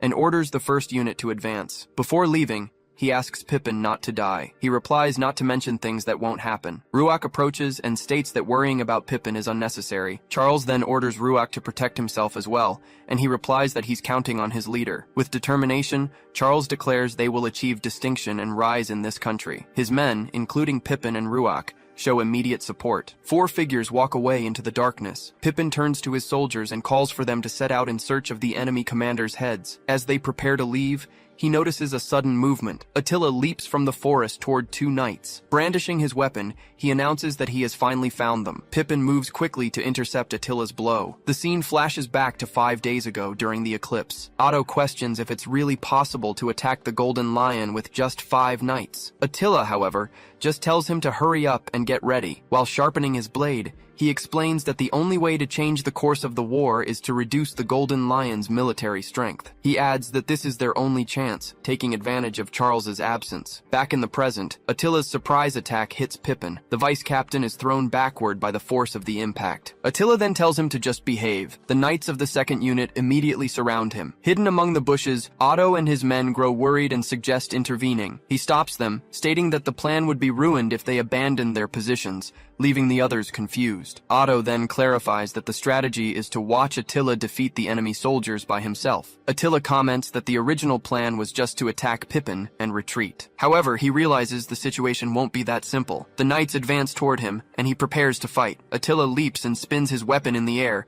With a single motion, he strikes several knights at once. 3 of them attack the spot where he was just moments before. Pippin notices the movement and warns of the attack from above. Attila braces himself and delivers a direct blow to the ground. The impact causes a massive explosion of earth. The shockwave spreads throughout the entire area. From his hiding spot, Otto comments that everything went exactly as planned. The dust begins to settle, revealing the bodies of knights being thrown through the air. Pippin is on the ground, his sword beside him. Ruach positions himself in front to protect him, and the vice captain realizes the gravity of the situation. The assault unit captain declares he will protect him, as he promised Charles. Pippin calls out Ruach's name. He turns and promises to protect him, just as he would protect the family he has learned to value. Happy memories with his comrades and Charles flash through his mind. He states that family is something worth defending as he raises his shield. Ruach prepares for combat. He focuses entirely on the approaching battle. Then, he declares himself the shield and faces Attila. Attila praises him, saying he's impressive. Ruach asks if he's the one they call the Man of the Massacre. The young barbarian replies that it seems he's starting to earn that title. He introduces himself as Ruach, captain of the assault unit. With resolve, he declares that he will defeat him. Attila just smiles in response. Ruach charges forward with a war cry. He leaps into the air and prepares his attack. However, Attila reacts first, jumping in for a devastating blow. He descends with his weapon ready, striking Ruach head-on. The captain of the assault unit tries to react to the impact. Pippin screams his comrade's name. Ruach is thrown backward, defeated. Attila turns and states that should be enough. Pippin recognizes him as the man of the massacre. He compares him to Charles in strength. However, he soon realizes he's even more powerful. Pippin understands that Attila will become a great obstacle for the Golden Lion. With that, he orders his men to form a defensive shield wall. The soldiers quickly organize into formation around him. Attila remarks that, as expected of Pippin, he can move 100 men with a single command. The soldiers' morale, which had been falling, instantly rises. The archers take their positions and prepare to attack. Then, Pippin orders them to fire. Pippin orders the garrison to form a shield wall. The soldiers unite in a defensive formation,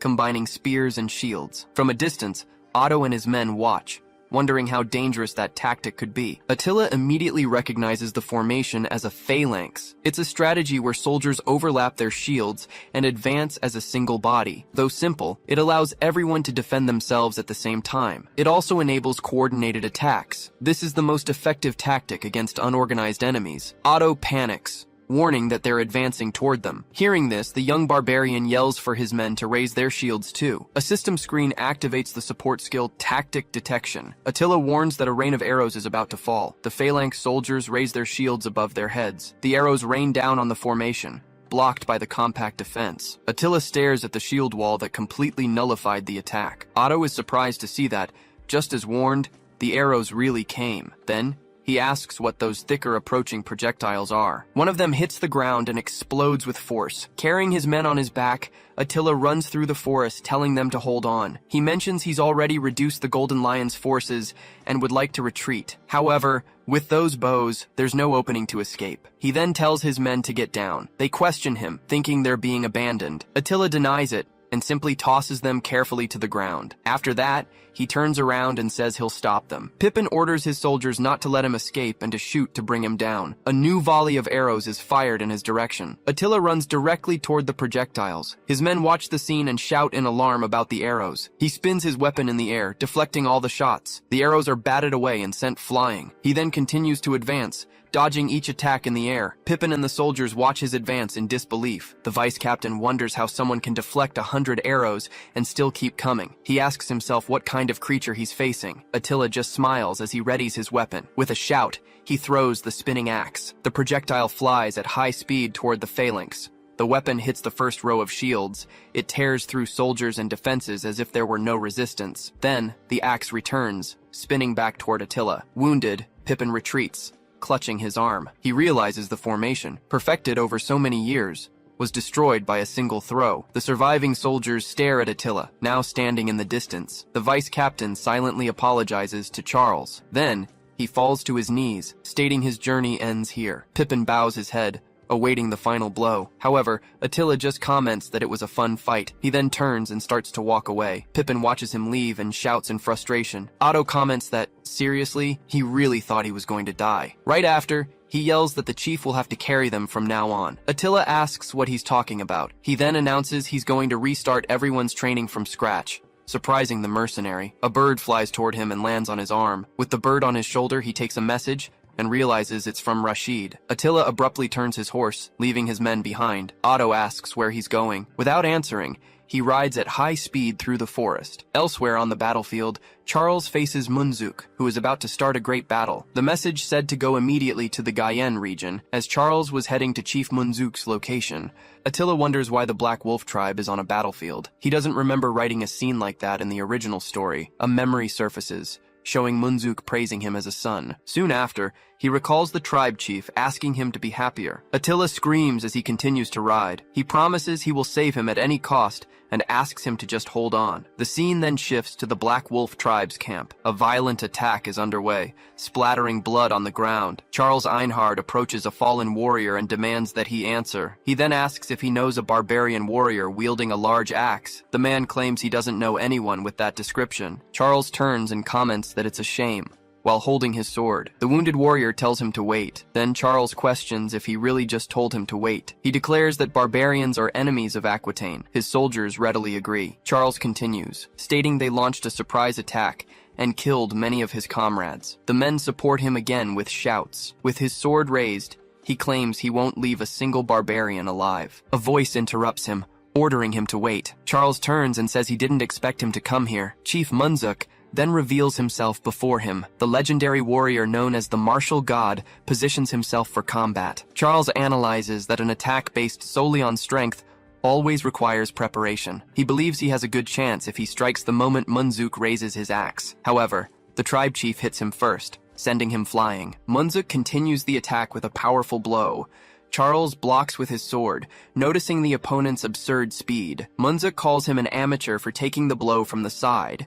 He then charges forward with a punch. The impact hits the side of Charles's body. He is thrown back by the force of the blow. Munzuk advances again with the axe. The tribe chief is surprised to see Charles block his attacks twice. After landing, Charles gathers energy in his hands. Munzuk, however, notices his opponent's leg is unstable, so he leaps toward him. The knight looks up, facing the imminent attack. Munzuk calls him inexperienced and raises his axe for the final blow. The blade descends toward him. At that moment, multiple projectiles are fired at high speed. Charles hits Munzuk with the attack. The tribe chief is pierced in several parts of his body. Even so, he remains standing, reacting with surprise. Munzuk stares at the wounds on his chest and shoulder. Charles then raises his sword, preparing a new attack. Several level-up notifications appear in sequence. Finally, Charles declares that the more he fights, the stronger he becomes. Charles Einhard prepares to face Munzuk. The Black Wolf tribe's chief comments that the pressure from the sword has increased, finding the situation interesting. He then raises his axe and states that at least he won't be bored. Charles carefully watches his opponent's every move. Munzuk strikes the ground with full force. The resulting shockwave throws Charles backward.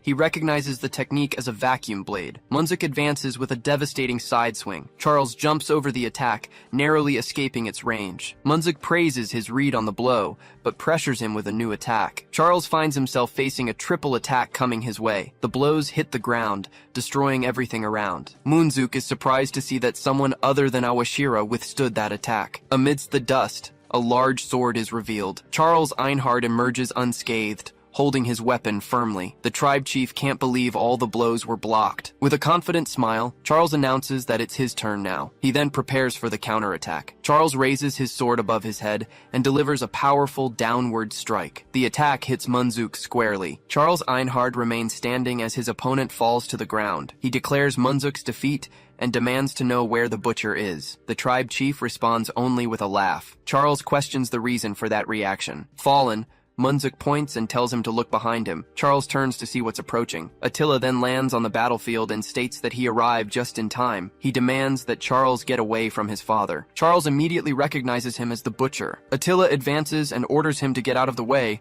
or he'll be thrown aside. Charles, however, just challenges him to try. The two weapons clash in a single instant. The two warriors test their strength in a direct confrontation. The impact of the collision generates a massive shockwave. Charles's blade pushes Attila's axe back. Suddenly, Attila feels an intense pain in his head. A warning window appears, informing him that he has encountered the story's protagonist, Charles Einhard. Soon after, the notification announces the activation of the Author Protection Program. Attila is paralyzed as the system activates. Then, a second authority, called the Mind's Eye, is unlocked for him. An alert window announces that the Author's Protection Program is being activated. At the same time, a second authority called the Mind's Eye is unlocked. Attila wonders what exactly the Mind's Eye is. Without giving him time to think, Charles presses forward to continue the attack. He realizes this is no time to get distracted. He then aims directly for his opponent's shoulder. Attila is surprised by the sudden move. Still, he manages to dodge the blow at the last second. The knight is stunned by the unexpected dodge. With a slight smile,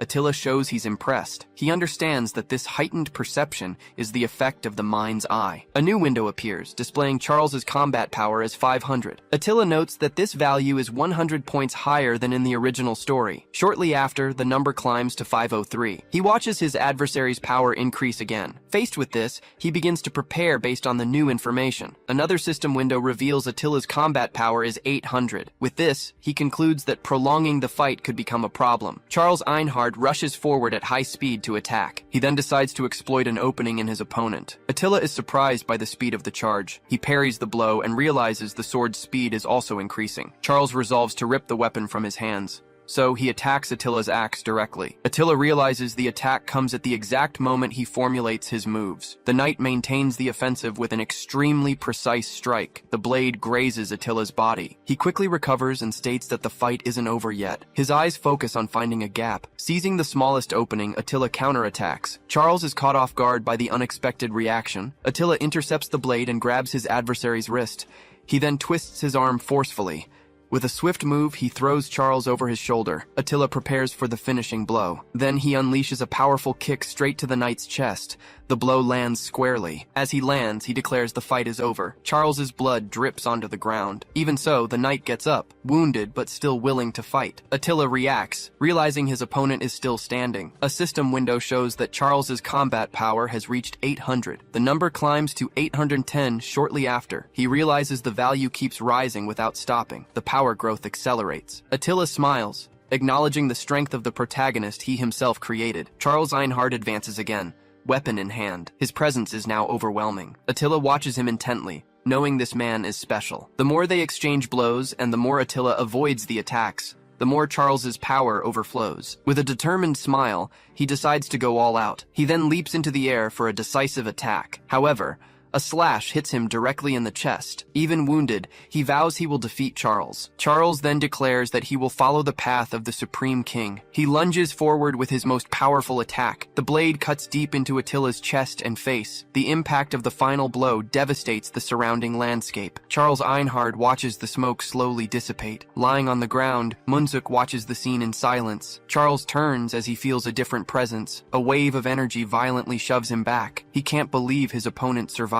However, Attila rises from amidst the rubble. With a firm smile, he faces Charles once more. The moment their eyes meet, Attila warns him that he's coming. Charles's instincts scream danger. Attila then slams his fist into the ground, raising a curtain of dust and debris. Surprised by the action, Charles looks up. Then, Attila kicks the knight's fallen sword toward him. The weapon hits the ground and causes a massive explosion. Amidst the smoke, Charles complains that he can't see anything. Attila appears behind him, ready to strike. The knight spins around quickly to defend himself. Attila delivers a two-fisted hammer blow.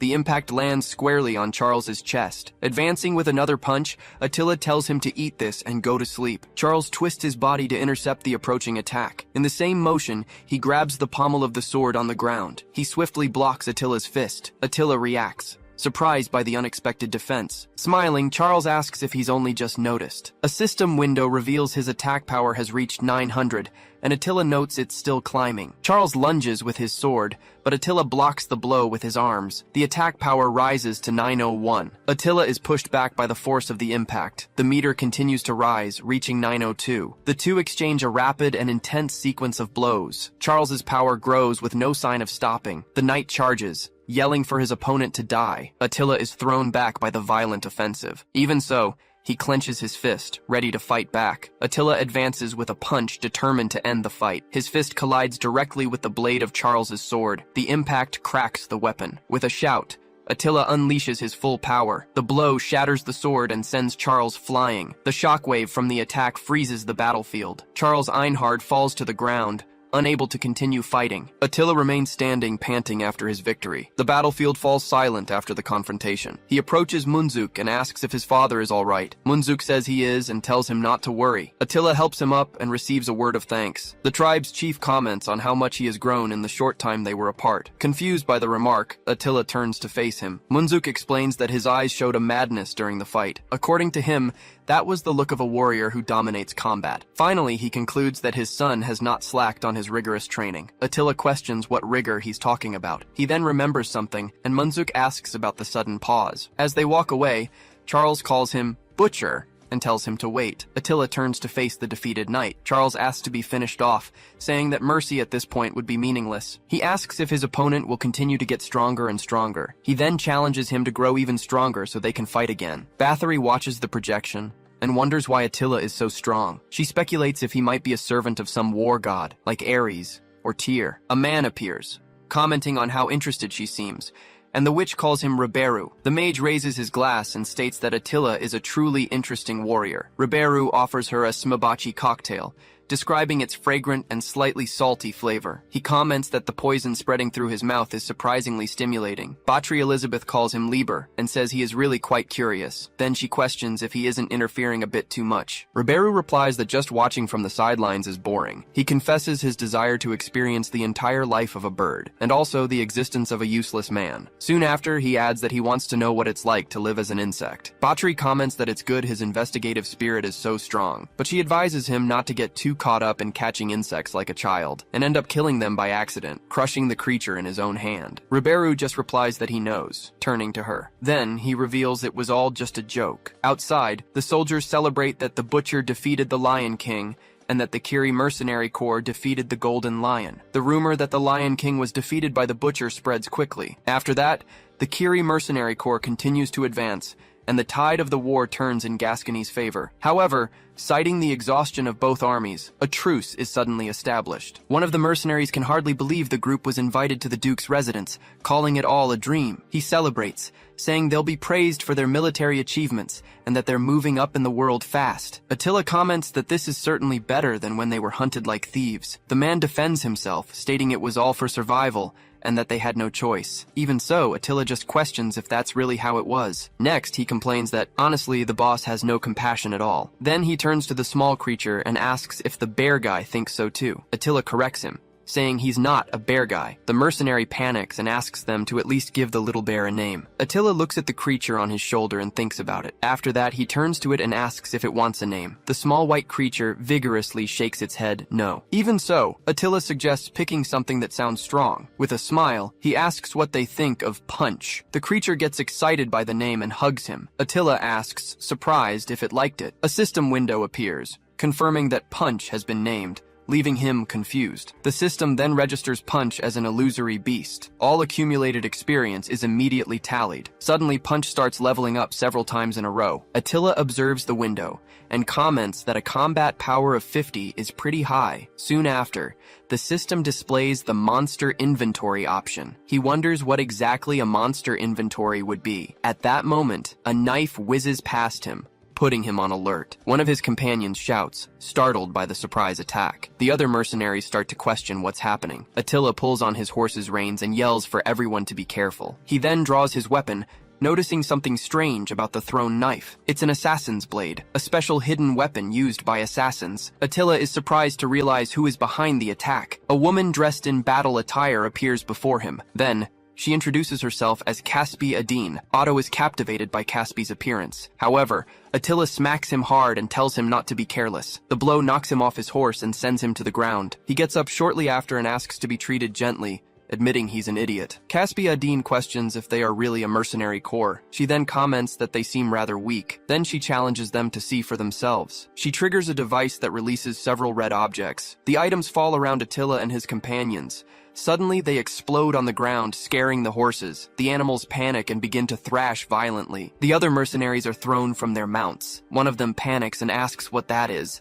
Attila yells for them not to be afraid, explaining that they're just fireworks. The fallen men stare at him while he considers them a nuisance. With a taunting smile, Caspi warns that this is just the beginning. The special class assassin moves forward and disappears in an instant. Attila is surprised to see she's completely vanished. Soon after, he realizes he's surrounded by enemies in the forest and laments having to deal with this. One of his men is caught in a rope trap on the ground. Attila turns immediately, knowing that stakes have been activated right above. The mercenary screams, realizing that Caspi is a true genius with traps. Attila rushes forward and shoves him out of the way. He warns him that he'll be crushed if he doesn't move. At that moment, Attila's own foot gets stuck in a sticky substance on the ground. The gooey trap holds him completely in place.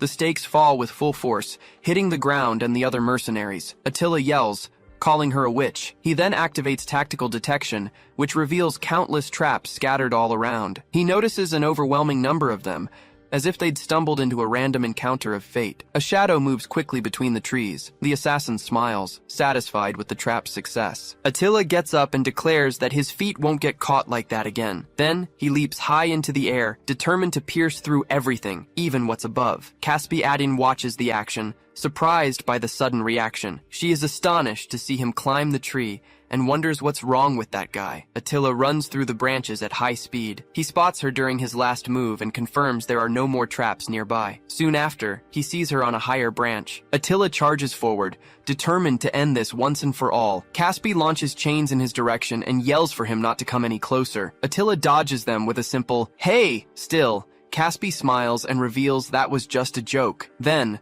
Attila leaps backward to escape the chains that emerge from below. He then realizes her weapon is a knife attached to a chain. Attila focuses on the approaching attack. Soon after, he ends up completely immobilized by the chains. Caspi warns him that struggling is useless, explaining that the chains are made of dwarven steel and could rip his arm off. With a confident smile, Attila replies that's exactly why he's warning her. Then, he begins to shatter the chains, yelling that this isn't enough. Caspi screams in shock as she's captured. She hangs from a tree, demanding to be released at once. Attila questions her about who hired her. She refuses to answer, stating that an assassin would never reveal a client's identity. With no other choice, he activates the mind's eye. The assassin curses that bastard Roland for not warning her about someone so powerful. From this, Attila deduces that Roland is the one who hired her. The so-called truce between Aquitaine and Gascony is then revealed. On the surface, the official reason was the exhaustion of both armies. However, the true reason is the escalating succession dispute within Gascony. He finds it despicable that they're still trying to kill mercenaries on their own side, just like in the original story. With a slight smile, he decides he must ensure Saxon becomes the successor. Attila gathers his men to leave, and Caspi asks where they are going. One of the mercenaries says goodbye, calling her Kitty, while a crow watches from a nearby branch. Attila and his men arrive at Duke Gascony's mansion. One of the mercenaries gets excited by the size of the place, exclaiming that Gascony is extremely wealthy. Attila simply tells them to keep moving. They enter the mansion's luxurious hall. The group is impressed by what they see. Everyone marvels at the refined decor and the abundant food. Otto, the demon sword, asks if he can have a taste, but Attila tells him to mind his manners. A man approaches, welcomes them, and thanks them for coming. Attila and Otto turn in surprise to face their host. He introduces himself as Saxon Gascony, the second son of the Gascony family. Otto recognizes him as the benefactor who hired them and thanks him for everything. Saxon thanks the Curie Mercenary Corps, stating that thanks to them, many soldiers returned alive. The men react modestly, while Otto offers to recount their deeds in detail. Another person approaches and identifies them as the Curie Mercenary Corps. It is Roland Gascony, the eldest son of the Gascony family. Saxon calls out to his brother, Roland. He turns and states he can't believe that bandit trash like them had the nerve to show up here. He then threatens them, saying he won't show any mercy if they step out of line. The guards immediately get into an attack formation. Otto, confused, asks if they did something wrong. He wonders if it was because he ate earlier, and Attila replies, maybe. Attila identifies Roland as the one responsible for the assassination attempt. He notes that, just like in the original story, Roland is still arrogant and full of pride. Saxon intervenes, asking if that attitude isn't rude toward the war heroes. Roland tells his brother to shut up and asks if that's any way to speak to his elder, accusing him of already acting like the successor. Saxon replies that Roland is the one behaving inappropriately. The elder brother just grumbles and walks away. Saxon turns back to the mercenaries and apologizes for the embarrassing scene. He takes his leave and tells them to enjoy the reception without any worries. Otto comments on the sibling rivalry, but Attila asks if he can really eat in a situation like this. Duke Gascony asks everyone to raise their glasses. The head of the Gascony family toasts to the glorious future that awaits them. The mercenaries toast together, and Otto compliments the quality of the wine. Attila takes a sip and notices something strange. Suddenly, Duke Gascony starts coughing up blood. He collapses to the floor as the guests scream for his grace. Unexpectedly, the Duke starts coughing up a lot of blood, clutching his neck. He then collapses completely on the floor as everyone shouts his title. Desperate, his son rushes forward and yells, calling for his father. Running to help, a man kneels and checks the Duke's condition. With a shocked expression, he shouts to everyone that the Duke is dead. Upon hearing the news, all the guests in the hall are completely shocked. A short distance away, a young man watches the entire commotion with a serious look. Turning to the young man, Roland points at him as the one to blame for everything. Loudly, he shouts, accusing Saxon of murdering his father. Completely surprised, Saxon denies the accusation, saying he didn't do it. At that, the mansion guards move in and quickly surround the young man. Outraged, Saxon yells, asking Roland the meaning of all this. Gesturing to his soldiers, Roland accuses him of bringing bandits into the mansion. Refuting the accusation, he says he sees the scheme and that this is no time to argue. Roland insists, shouting that he's lying and attacked his father to become the heir. Pointing to his companions, Roland yells that Zaxxon used them in his plan. Amid the confusion, the other nobles watch everything with frightened expressions. Keeping his cool, Zaxxon faces his accuser, realizing he only has power. Roland then declares that if the assassination failed, the next step is execution. Analyzing the guards, Zaxxon understands that he is stronger than in the story. Completely surrounded, he and his group see the spears pointed in their direction. His men then prepare to fight back, ready for combat, but Zaxxon immediately shouts, ordering them not to interfere at all. He warns that if they attack, there will be no room for any explanation. Looking for a way out, he activates his special ability called Mind's Eye. Just then, an unexpected system window appears before him with an error message. The message states that the ability doesn't work on a target of unknown identity. He's confused, wondering what this unknown identity could be. Looking at his enemy, he wonders if that isn't Roland. Then he grinds his teeth, considering it might be a lookalike disguised as an assassin. Dismissing the idea of a disguise, he knows the scent would give him away. Pointing at the group, Roland orders the guards to finish them all. The soldiers then advance with their spears, preparing to attack the group. Shouting in desperation, one of his men asks what they should do. Without hesitation, he grabs a golden object that was on the table. Seeing the unexpected action, Roland just watches with a surprised expression. With a quick, strong movement, he hurls the object in his direction. Startled, the guards duck as the object flies past them. The projectile then hits Roland squarely, violently piercing through his chest. Creating a huge hole, the attack goes right through the middle of his chest. Completely shocked, his companions scream in disbelief at what just happened. Everyone in the hall panics, and a guard orders his immediate capture. Worried about the situation, his man calls him by his title, Chief. He then senses something in the air, a power his senses can't pick up. Even wounded, Roland smiles and says that this is unfair for a human. As his chest wound regenerates, chains begin to appear around him. Astonished, his men shout, not understanding what the hell that is. Understanding the situation, he realizes it can only be some kind of magic. Suddenly, various objects in the hall begin to levitate and fly through the air. As he's pushed back,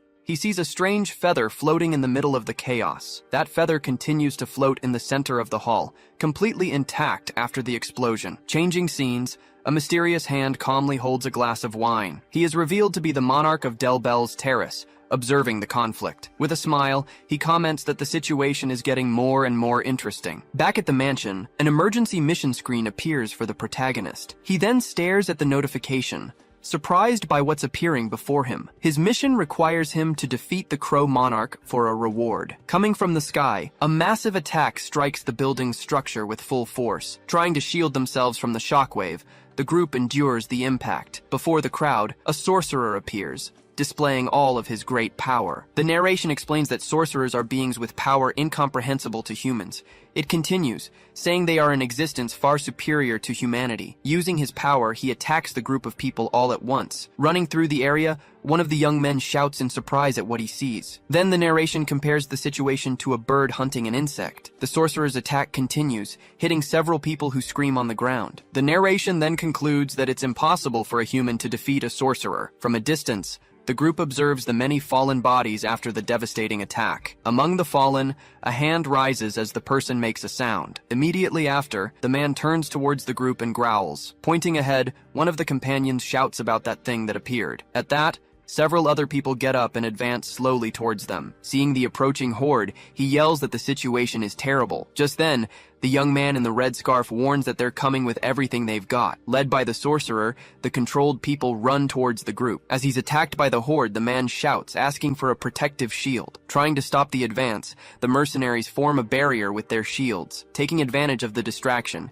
he attacks one of the controlled individuals with a quick strike. Right after the blow, he plants his feet firmly on the ground, ready to fight. As the fight rages on, the entire group faces the horde head-on. Seeing the crowd, he prepares a powerful two-handed attack. He wonders if it's impossible, as he cannot kill the soldiers. With difficulty, the mercenary tells his chief that there are too many to hold back. He decides there's no time and he must defeat Liebel alone. Now, watching everything, the sorcerer smiles and makes a gesture with his hand. Suddenly, he notices something forming on the ground around him. At that, magic circles appear on the ground, surrounding the entire group of mercenaries. Suddenly, the circles on the ground explode with tremendous force. Caught by surprise, He yells as he tries to shield himself from the blast. He realizes it's a combination of the soldier's attacks and magic from a distance. Without letting up, the sorcerer launches another magical attack in their direction. Hit squarely, he's thrown back without an opening to counter. Beside him, a soldier is defeated and cries out for help. Watching his men get cut down,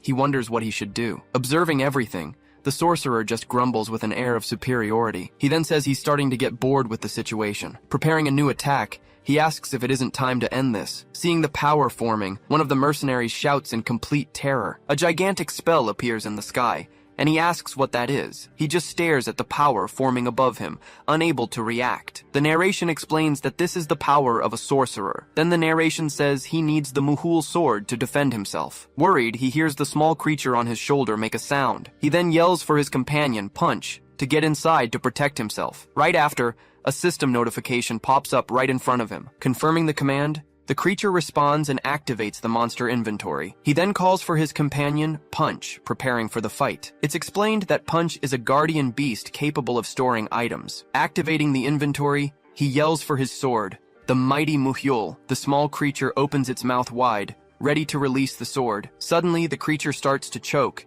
and he asks what's wrong. Without warning, the creature spits the sword out of its mouth. With a swift move, he finally wields his legendary sword, Muhyul. Seeing the bizarre scene, the mercenaries are completely paralyzed with confusion. The sorcerer just smirks and asks what that was supposed to be. Now armed, he yells at the sorcerer to shut his mouth. He warns his opponent that his laughter won't last much longer. As he finishes speaking, he charges full speed toward his opponent. Seeing the attack, the sorcerer smiles and remarks that it's quite good. He then raises his hand and begins to gather his own power. Confidently, he declares he will show him the difference in their league. From above, an immense mass of power descends upon the battlefield. Seeing the wave coming, one of the men warns that the attack is on its way. The energy then surges rapidly toward everyone in the hall. Leaping over the tentacles, he prepares for an aerial counterattack. Wielding the sword with both hands, he prepares a devastating blow. With a vertical slash, he splits the enormous mass of power in half. The force of the impact throws the mercenaries far from the fight. Seeing his attack split apart, the sorcerer stares intently at the warrior. Pushed back by the shockwave, he struggles to stay on his feet. He explains that this is no ordinary sword, as it holds divine protection. He then reveals that his sword is actually an anti-magic weapon. Excited by this turn of events, the mercenaries shout their leader's name. He questions how his magic was broken by a warrior with no magical power. He then comments that the power of the eastern tribes is immense. With a smile on his face, the sorcerer says, "This is all very amusing." He then prepares a new spell and asks what he thinks of it. Ready to fight, the warrior calls for his companion Punch to advance with him. The sorcerer then launches several energy spheres in his direction. He defends himself with the sword, managing to block the incoming attacks. Finding the scene incredible, the sorcerer praises his opponent's skill. While cutting through the magic, he yells that it hurts, and the attacks won't stop. It's then explained that to stop the magic, the circle must be destroyed. Finding nothing nearby, he realizes there is no magic circle. Confused, he wonders how this is possible without a large circle. From above, the sorcerer asks what he's looking for, saying it's right there. Looking at the sorcerer, the warrior finally understands the situation. Immediately, he leaps with great force toward the enemy in the air. With a powerful shout, he hurls his sword with all his might. Surprised, the sorcerer wonders if he threw the sword just to hit him. Flying high, the sword aims directly for the chandelier on the ceiling. Seeing the target, the sorcerer realizes the plan and is completely shocked. With a direct hit, the sword shatters the large chandelier. Falling from the ceiling, it pierces the magic circle hidden there. Upon hitting the floor, the sword causes a huge explosion of magical power. Desperate, he yells, asking what has been done to his magic circle. He keeps shouting that he can't create magic and that it's all over. Changing his tune, he smiles and says it was just a joke. Even without his weapon, the warrior quickly charges at the sorcerer. He explains he can create a smaller magic circle at any time. Launching an attack, he warns that this is enough for someone unarmed. Seeing the attack, he yells, activating his monster inventory again. He then extends his hand, calling once more for his sword, Muhyul. But this time, the creature just bites his arm with great force. Without the sword, he hurls the creature itself at the sorcerer. Confused, the sorcerer yells at him to wait and stop what he's doing. Screaming for him to die, he charges at his enemy with everything he's got. Getting close, he lands a powerful punch directly on the sorcerer's face. With the final blow, the sorcerer completely dissolves in front of him. The force of the punch goes through him and destroys the wall at the back of the hall. He then realizes he felt no resistance when the punch landed. Not understanding, he stands still, trying to process what just happened. Soon after, several black feathers begin to fall slowly from the ceiling. Looking up, he sees the sorcerer fleeing and bidding him farewell. He then yells at the bastard to wait and not run from the fight. Already far away, the crow says it was fun fighting Attila. He continues saying it's amusing for a mage to be defeated by a human. But suddenly, something strikes the crow mid-flight. Extending his hand, the warrior warns that he won't let him escape. On the ground, the crow is impaled by a spear that appears out of nowhere. The spear then begins to dissolve the crow's body with its power. Seeing this, he is surprised by the unexpected turn of events. As it's being destroyed, the crow lets out a final scream of pain and agony. As he is being destroyed, the crow realizes the situation has turned very bad for him. As he dissolves, he screams about the divine artifact that struck him. Before the warrior, the sorcerer's body finally vanishes completely. Tired after the fight, he wonders if he has finally defeated him. With the mage's defeat, the controlled soldiers stand motionless. Slowly, they begin to come to their senses, asking what happened. One of the mercenaries then yells that the soldiers are back to normal. Celebrating wildly, the entire group of mercenaries shouts that they've finally won. Soon after, one of his companions runs toward his boss to talk to him. Getting close, he complains that the boss should have told them about the sword. Telling him to shut up, the boss says he should have helped instead. The mercenary then makes an excuse, and the boss agrees it was a dangerous opponent. Looking at his side, the mercenary calls out to him again with concern. With a frightened expression, he yells that his boss is bleeding. Unable to hold on any longer, he finally collapses and starts to fall. Seeing his boss fall, the mercenary shouts his name in complete desperation. The scene changes, and the sorcerer reappears elsewhere, saying it was fun. Speaking to a woman, he says that if Batory hadn't saved him, he would have died. Using her magic on him, she replies that she didn't exactly save him. She then explains that she is only regenerating a part of his body. As she speaks, she holds a fragment of his soul in her hands to continue the process. Asking her not to be so cold, he reminds her that they are almost one and the same. With a smile, he asks if she was mad that he tried to kill Attila. Just staring back at him, she lets out a grunt of complete disapproval. Denying she's angry, she listens as he insists that she is. She then admits she is, but says she also feels very grateful. Explaining why, she says that Attila proved himself capable of wielding Muhyil. Furthermore, she says that his defeat at Attila's hands made her certain. Without a word, he watches her with a look of utter confusion. Revealing her plan, she says that Attila will rule the world with much bloodshed, and she concludes by saying he is the berserker who will fulfill their dream. Being licked in the face, he grumbles as he slowly wakes up in bed. Annoyed by the situation, he complains about the smell and tells his companion to stop. Right after, he sits up and angrily shouts Punch's name. Looking around the room, he wonders where he could be. Just then, a system window pops up in front of him with an important notification. Seeing the screen,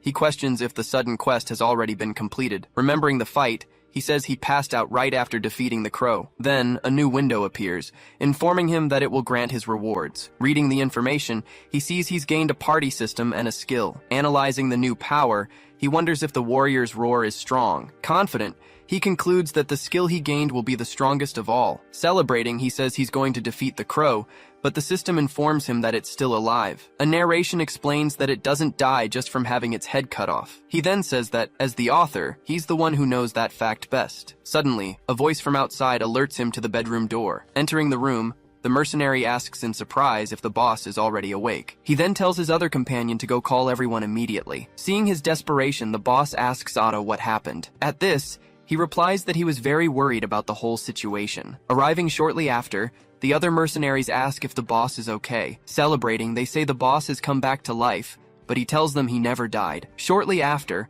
evidence regarding the murder of Duke Gascony was discovered. With this, the true mastermind, Laurent, was finally arrested for his treason. Saxon then officially became the new Duke of the Gascony territory. Over at the bar, the mercenaries celebrate and toast with their reward money. Toasting with his boss, he comments that the fight is finally over. Agreeing, he says that Gascony can now finally rest in peace. Curious, the mercenary asks the boss about his plans for the future. Just then, Saxon arrives at the bar and formally calls for Lord Attila. He asks if his body is feeling better now, saying he's fine.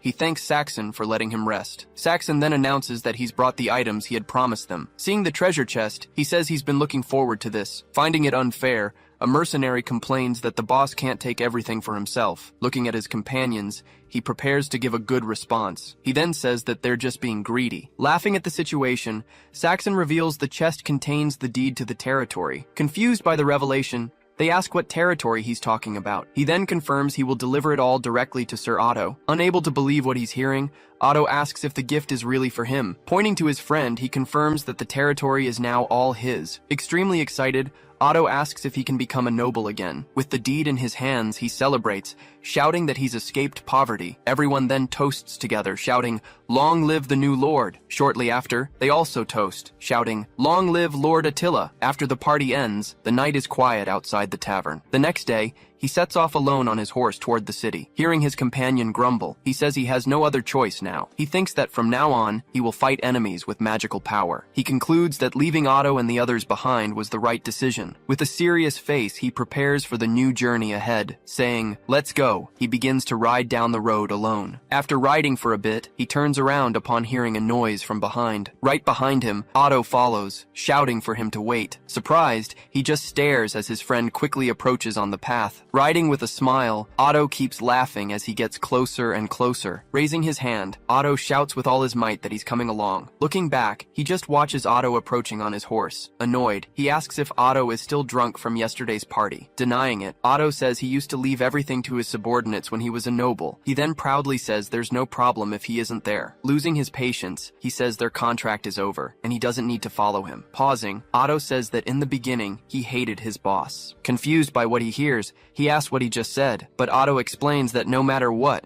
he always protected everyone. He continues, saying he gave status and territory to former bandits. He finishes by saying he now wants to see more of the world with him. Hearing the speech, he just thinks his friend has really gone crazy. Next, he sees Otto holding a rein and asks what it is. The small creature on his shoulder also wonders what he's doing. Tired of the situation, he just sighs and continues his journey down the road. Seeing his friend go on, he says he can do whatever he wants. With a very happy face, Otto shouts that he finally got what he wanted. He then asks the boss what their next destination will be. Leaving Gascony, they ride together with Otto shouting right behind him. The narration explains that he now travels with a knight and a bear. Across the fields, Otto shouts, asking him to at least say where they're going. Changing scenes, the story focuses on the residence of the Lord of Aquitaine. Standing at the door, the guards hear a voice asking them to wait a minute. Inside, a knight questions the idea of bringing an assassin there. In disbelief, he slams the table and says it's impossible. He then shouts in anger, saying that man killed his companion, Ruach. Seated, the leader says that Attila defeated him, and his strength is undeniable. He continues, explaining that Attila would be very useful as a new ally. Even so, the knight shouts that he cannot accept that decision at all. At this, the leader announces he will bring him in after defeating him in combat. He then reveals that with Attila, he can become even stronger. Shocked by the revelation, the knight just stares at his leader without a word. Shifting to the forest, night falls as their journey continues. Hidden in the bushes, a mysterious eye watches the two of them intently. As they eat by the campfire, a giant snake attacks and Otto screams. Without even stopping his meal, he easily grabs the creature by the neck. Right after, he throws the creature far away without any difficulty. Worried, Otto asks if they can't take a safer route. He replies that they're going to defeat a mage, so safety doesn't matter. Otto then asks if the Crow Lord is really alive, and he confirms it. Extending his hand, he asks Punch to bring him the Muhyil sword. At that, the small creature helps him roast the snake over the fire. Suddenly, the Muhyil sword begins to react with an intense power. Sensing the sword's reaction, he leaps up, startling Otto, and the system detects the observer's magical energy. In response, the sword shoots a beam of light that startles Otto. He then explains that Muhyil has memorized the energy and decided its fate. Turning suddenly, he startles Otto, who asks what just happened. He then shows that the piece of meat on the stick is burnt. With the burnt meat in hand, Otto complains that his food is completely ruined. Sitting by the campfire, they continue eating peacefully in the middle of the forest. Now calmer, Otto eats a new piece of meat without any trouble. Beside him, his boss and the mascot also continue with their dinner. Unbeknownst to them, a huge creature watches everything from behind the trees. Baring its teeth, the giant wolf stares intently at the two of them. Shortly after, a pack of wolves runs towards the campfire. Seeing the pack approach, Otto screams in fear at the threat. He finds it strange, as wolves shouldn't have left the forest. Just then, a system window appears with a mission to defeat the pack. With the mission, he gets a vision of the sorcerer behind it all. Realizing it's a setup, he wonders what the mage is plotting now. At his side, Otto unsheathes his sword, ready for battle. Wielding his weapon, he prepares to face the approaching threat. Seeing his friend frozen, he calls out and tells him to get ready. Then, he warns that the attack is coming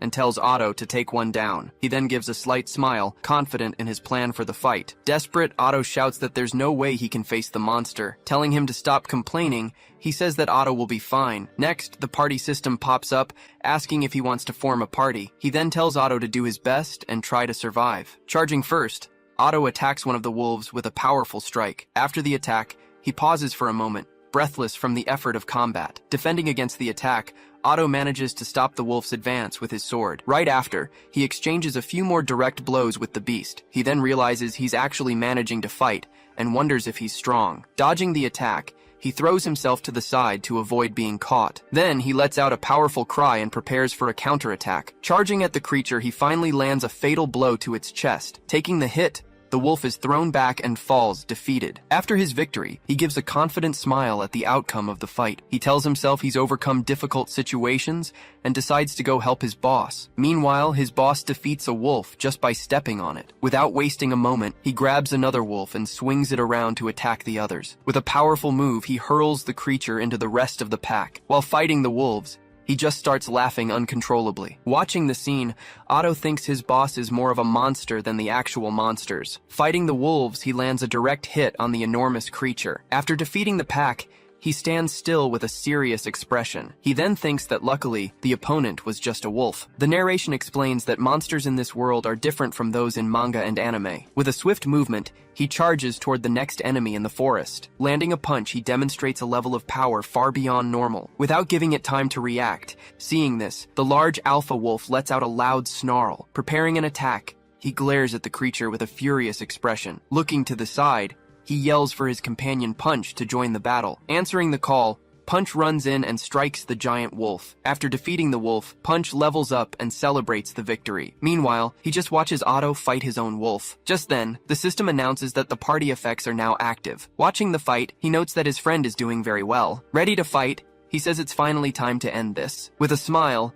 he announces that there is only one left to defeat. Seeing the situation, the last wolf tries to escape by running into the forest. Leaping to attack, he declares that he won't let the creature escape. On top of the wolf, he readies his final blow with the axe, but suddenly, a chain scythe is thrown in their direction. The chain wraps precisely around the handle of his axe.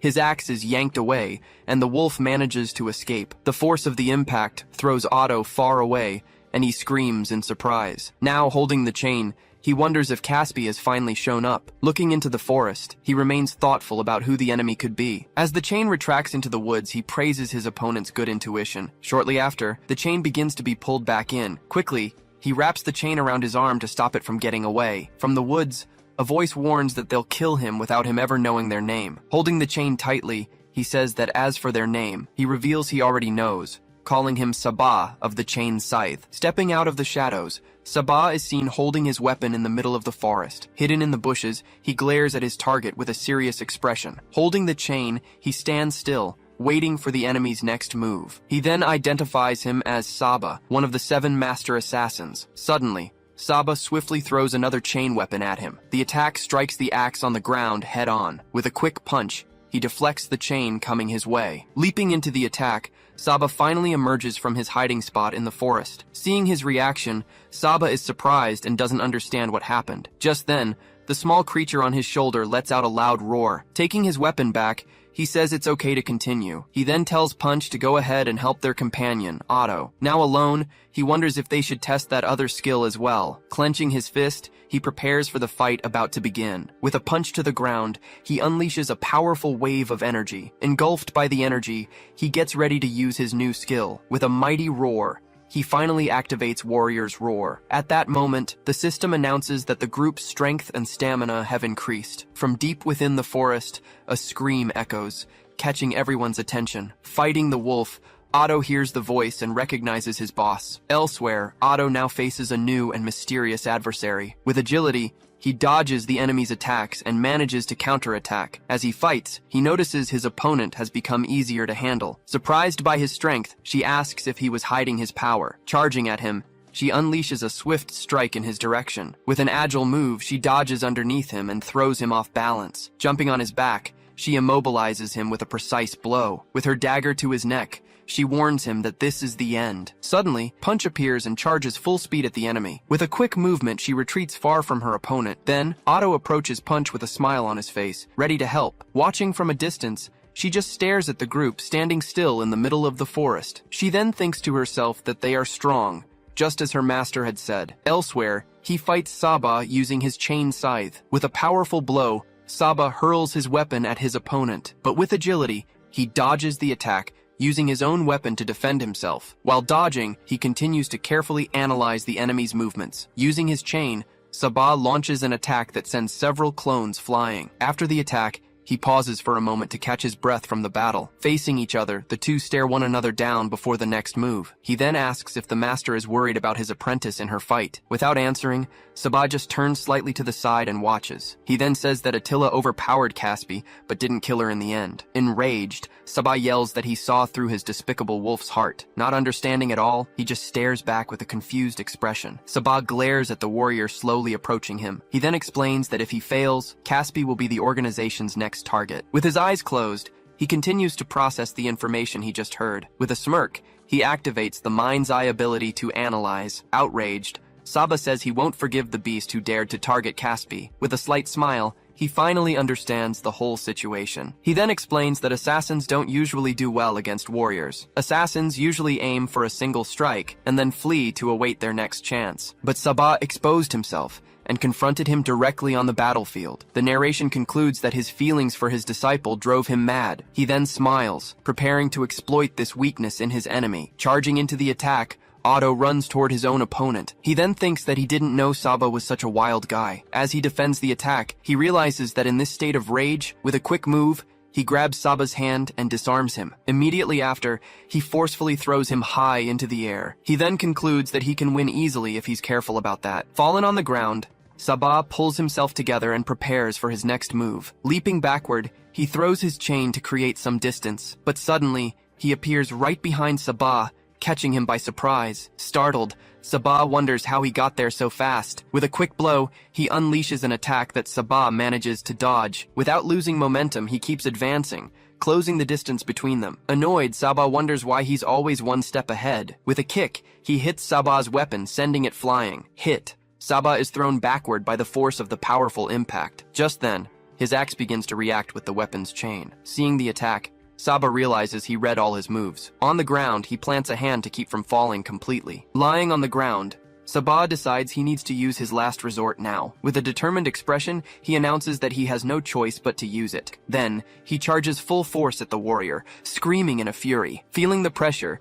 he recognizes the assassin's ultimate technique with a smile. Getting very close, Saba delivers a direct blow to the warrior's chest. With a mighty shout, he reveals the name of his annihilation technique. Seeing the attack, he just gives a slight smirk without flinching. After the attack, the forest falls silent for a brief moment. Standing, Saba unleashes a powerful energy from his clenched fist. Panting, he wonders if he's finally managed to defeat his opponent. But suddenly, his opponent appears right behind him, completely unharmed. Surprised, Saba can't react, seeing that his attack didn't work. He then asks if Saba is trying to throw his life away. Frightened by the situation, Saba just stares at him, his face sweating. Gazing at the forest, he prepares to leave the battlefield. With that, he and his opponent quickly flee the area together. Hearing the noise, he wonders if someone is around. Standing, he just grumbles and watches the forest intently. Going back in time a bit, Otto is fighting Caspi and Punch together. With a shout, Caspi charges forward, striking several times with her daggers. Shouting back, Otto manages to defend against all the incoming attacks. Seeing his strength, Caspi wonders why things turned out this way. While fighting, Caspi hears a strange noise coming from the forest behind her. Seeing an opening, Otto yells that now is the time to attack. Leaping towards her, he delivers a powerful blow with his sword. Annoyed, she curses as she tries to defend against his surprise attack. Suddenly, Saba appears in front of her and takes the hit in her place. In a defensive stance, Otto barely manages to block Saba's attack. Watching the scene, Caspi is surprised by what just happened. Running to her master, she calls out to him, worried about his condition. Not understanding, she just watches him with a surprised look on her face. Calling out to her, Saba prepares to give his final instructions. He then says that for a while, She must go with those people. With no other choice, Caspi simply agrees to her master's order. Watching his apprentice, Sabah remains silent for a brief moment. Then, he turns and begins to walk slowly away from the area. As he moves away, Sabah bids farewell to his apprentice with a final gesture. Fading into the shadows, he tells Caspi to survive everything. Watching her master leave, she just calls out his name, her face filled with worry. Suddenly, a torch lights up in the darkness of the night forest. Next, a group of knights arrives at the scene with their torches. Looking at the battle scene, one of the knights turns to his leader. With a serious expression, the red-haired knight confirms the information. On the ground, several giant wolves lie completely lifeless. Looking at the scene, the leader gives a satisfied smirk. He then asks if he really defeated all the wolves by himself. Annoyed, he asks how many times he has to repeat himself. Angrily, the knight shouts that he can't believe such nonsense. He then says with a smile that he doesn't have to believe it if he doesn't want to. Facing each other, the two stare one another down with tension. From a distance, a voice shouts, calling for their master in the middle of the forest. Emerging from the forest, Otto and Caspi run towards Attila. Seeing Otto with Caspi, he asks why he's with her. Standing far off, he just watches the two of them slowly approach. Annoyed, Caspi yells that her name is Caspi, not that thing. Pointing his sword, the knight asks who they are and their affiliation. He faces the red-haired knight who confronts him. Asking who he is, Attila glares at him with a disdainful expression. At that, the other knights shout at him to know his place. He then recognizes Arno, the son of Margrave Heinrich Stefan. Stepping forward, Otto introduces himself as the Baron of Beltran. The knights wonder if he's the war hero Otto, but one of them comments that he looks more like a common bandit. Arno then says that if he is Otto, he must have the seal. Pointing his sword, he prepares to confront the group. He then warns that they will not escape the crime of impersonating heroes. Running towards the group, a knight calls out for Lord Arno. Getting closer, he says he has an important report to deliver. He then whispers the information in Arno's ear, making him serious. Hearing the report, Arno's expression changes, and he becomes worried. With that, he informs the group that the situation is an emergency. Challenging Otto, he demands he prove his strength if it's really him. From a distance, Otto and Caspi watch the situation with serious expressions. Perched on his shoulder, the small creature glares at everyone with great anger. Pointing his sword, he calls him a killer and challenges him as well.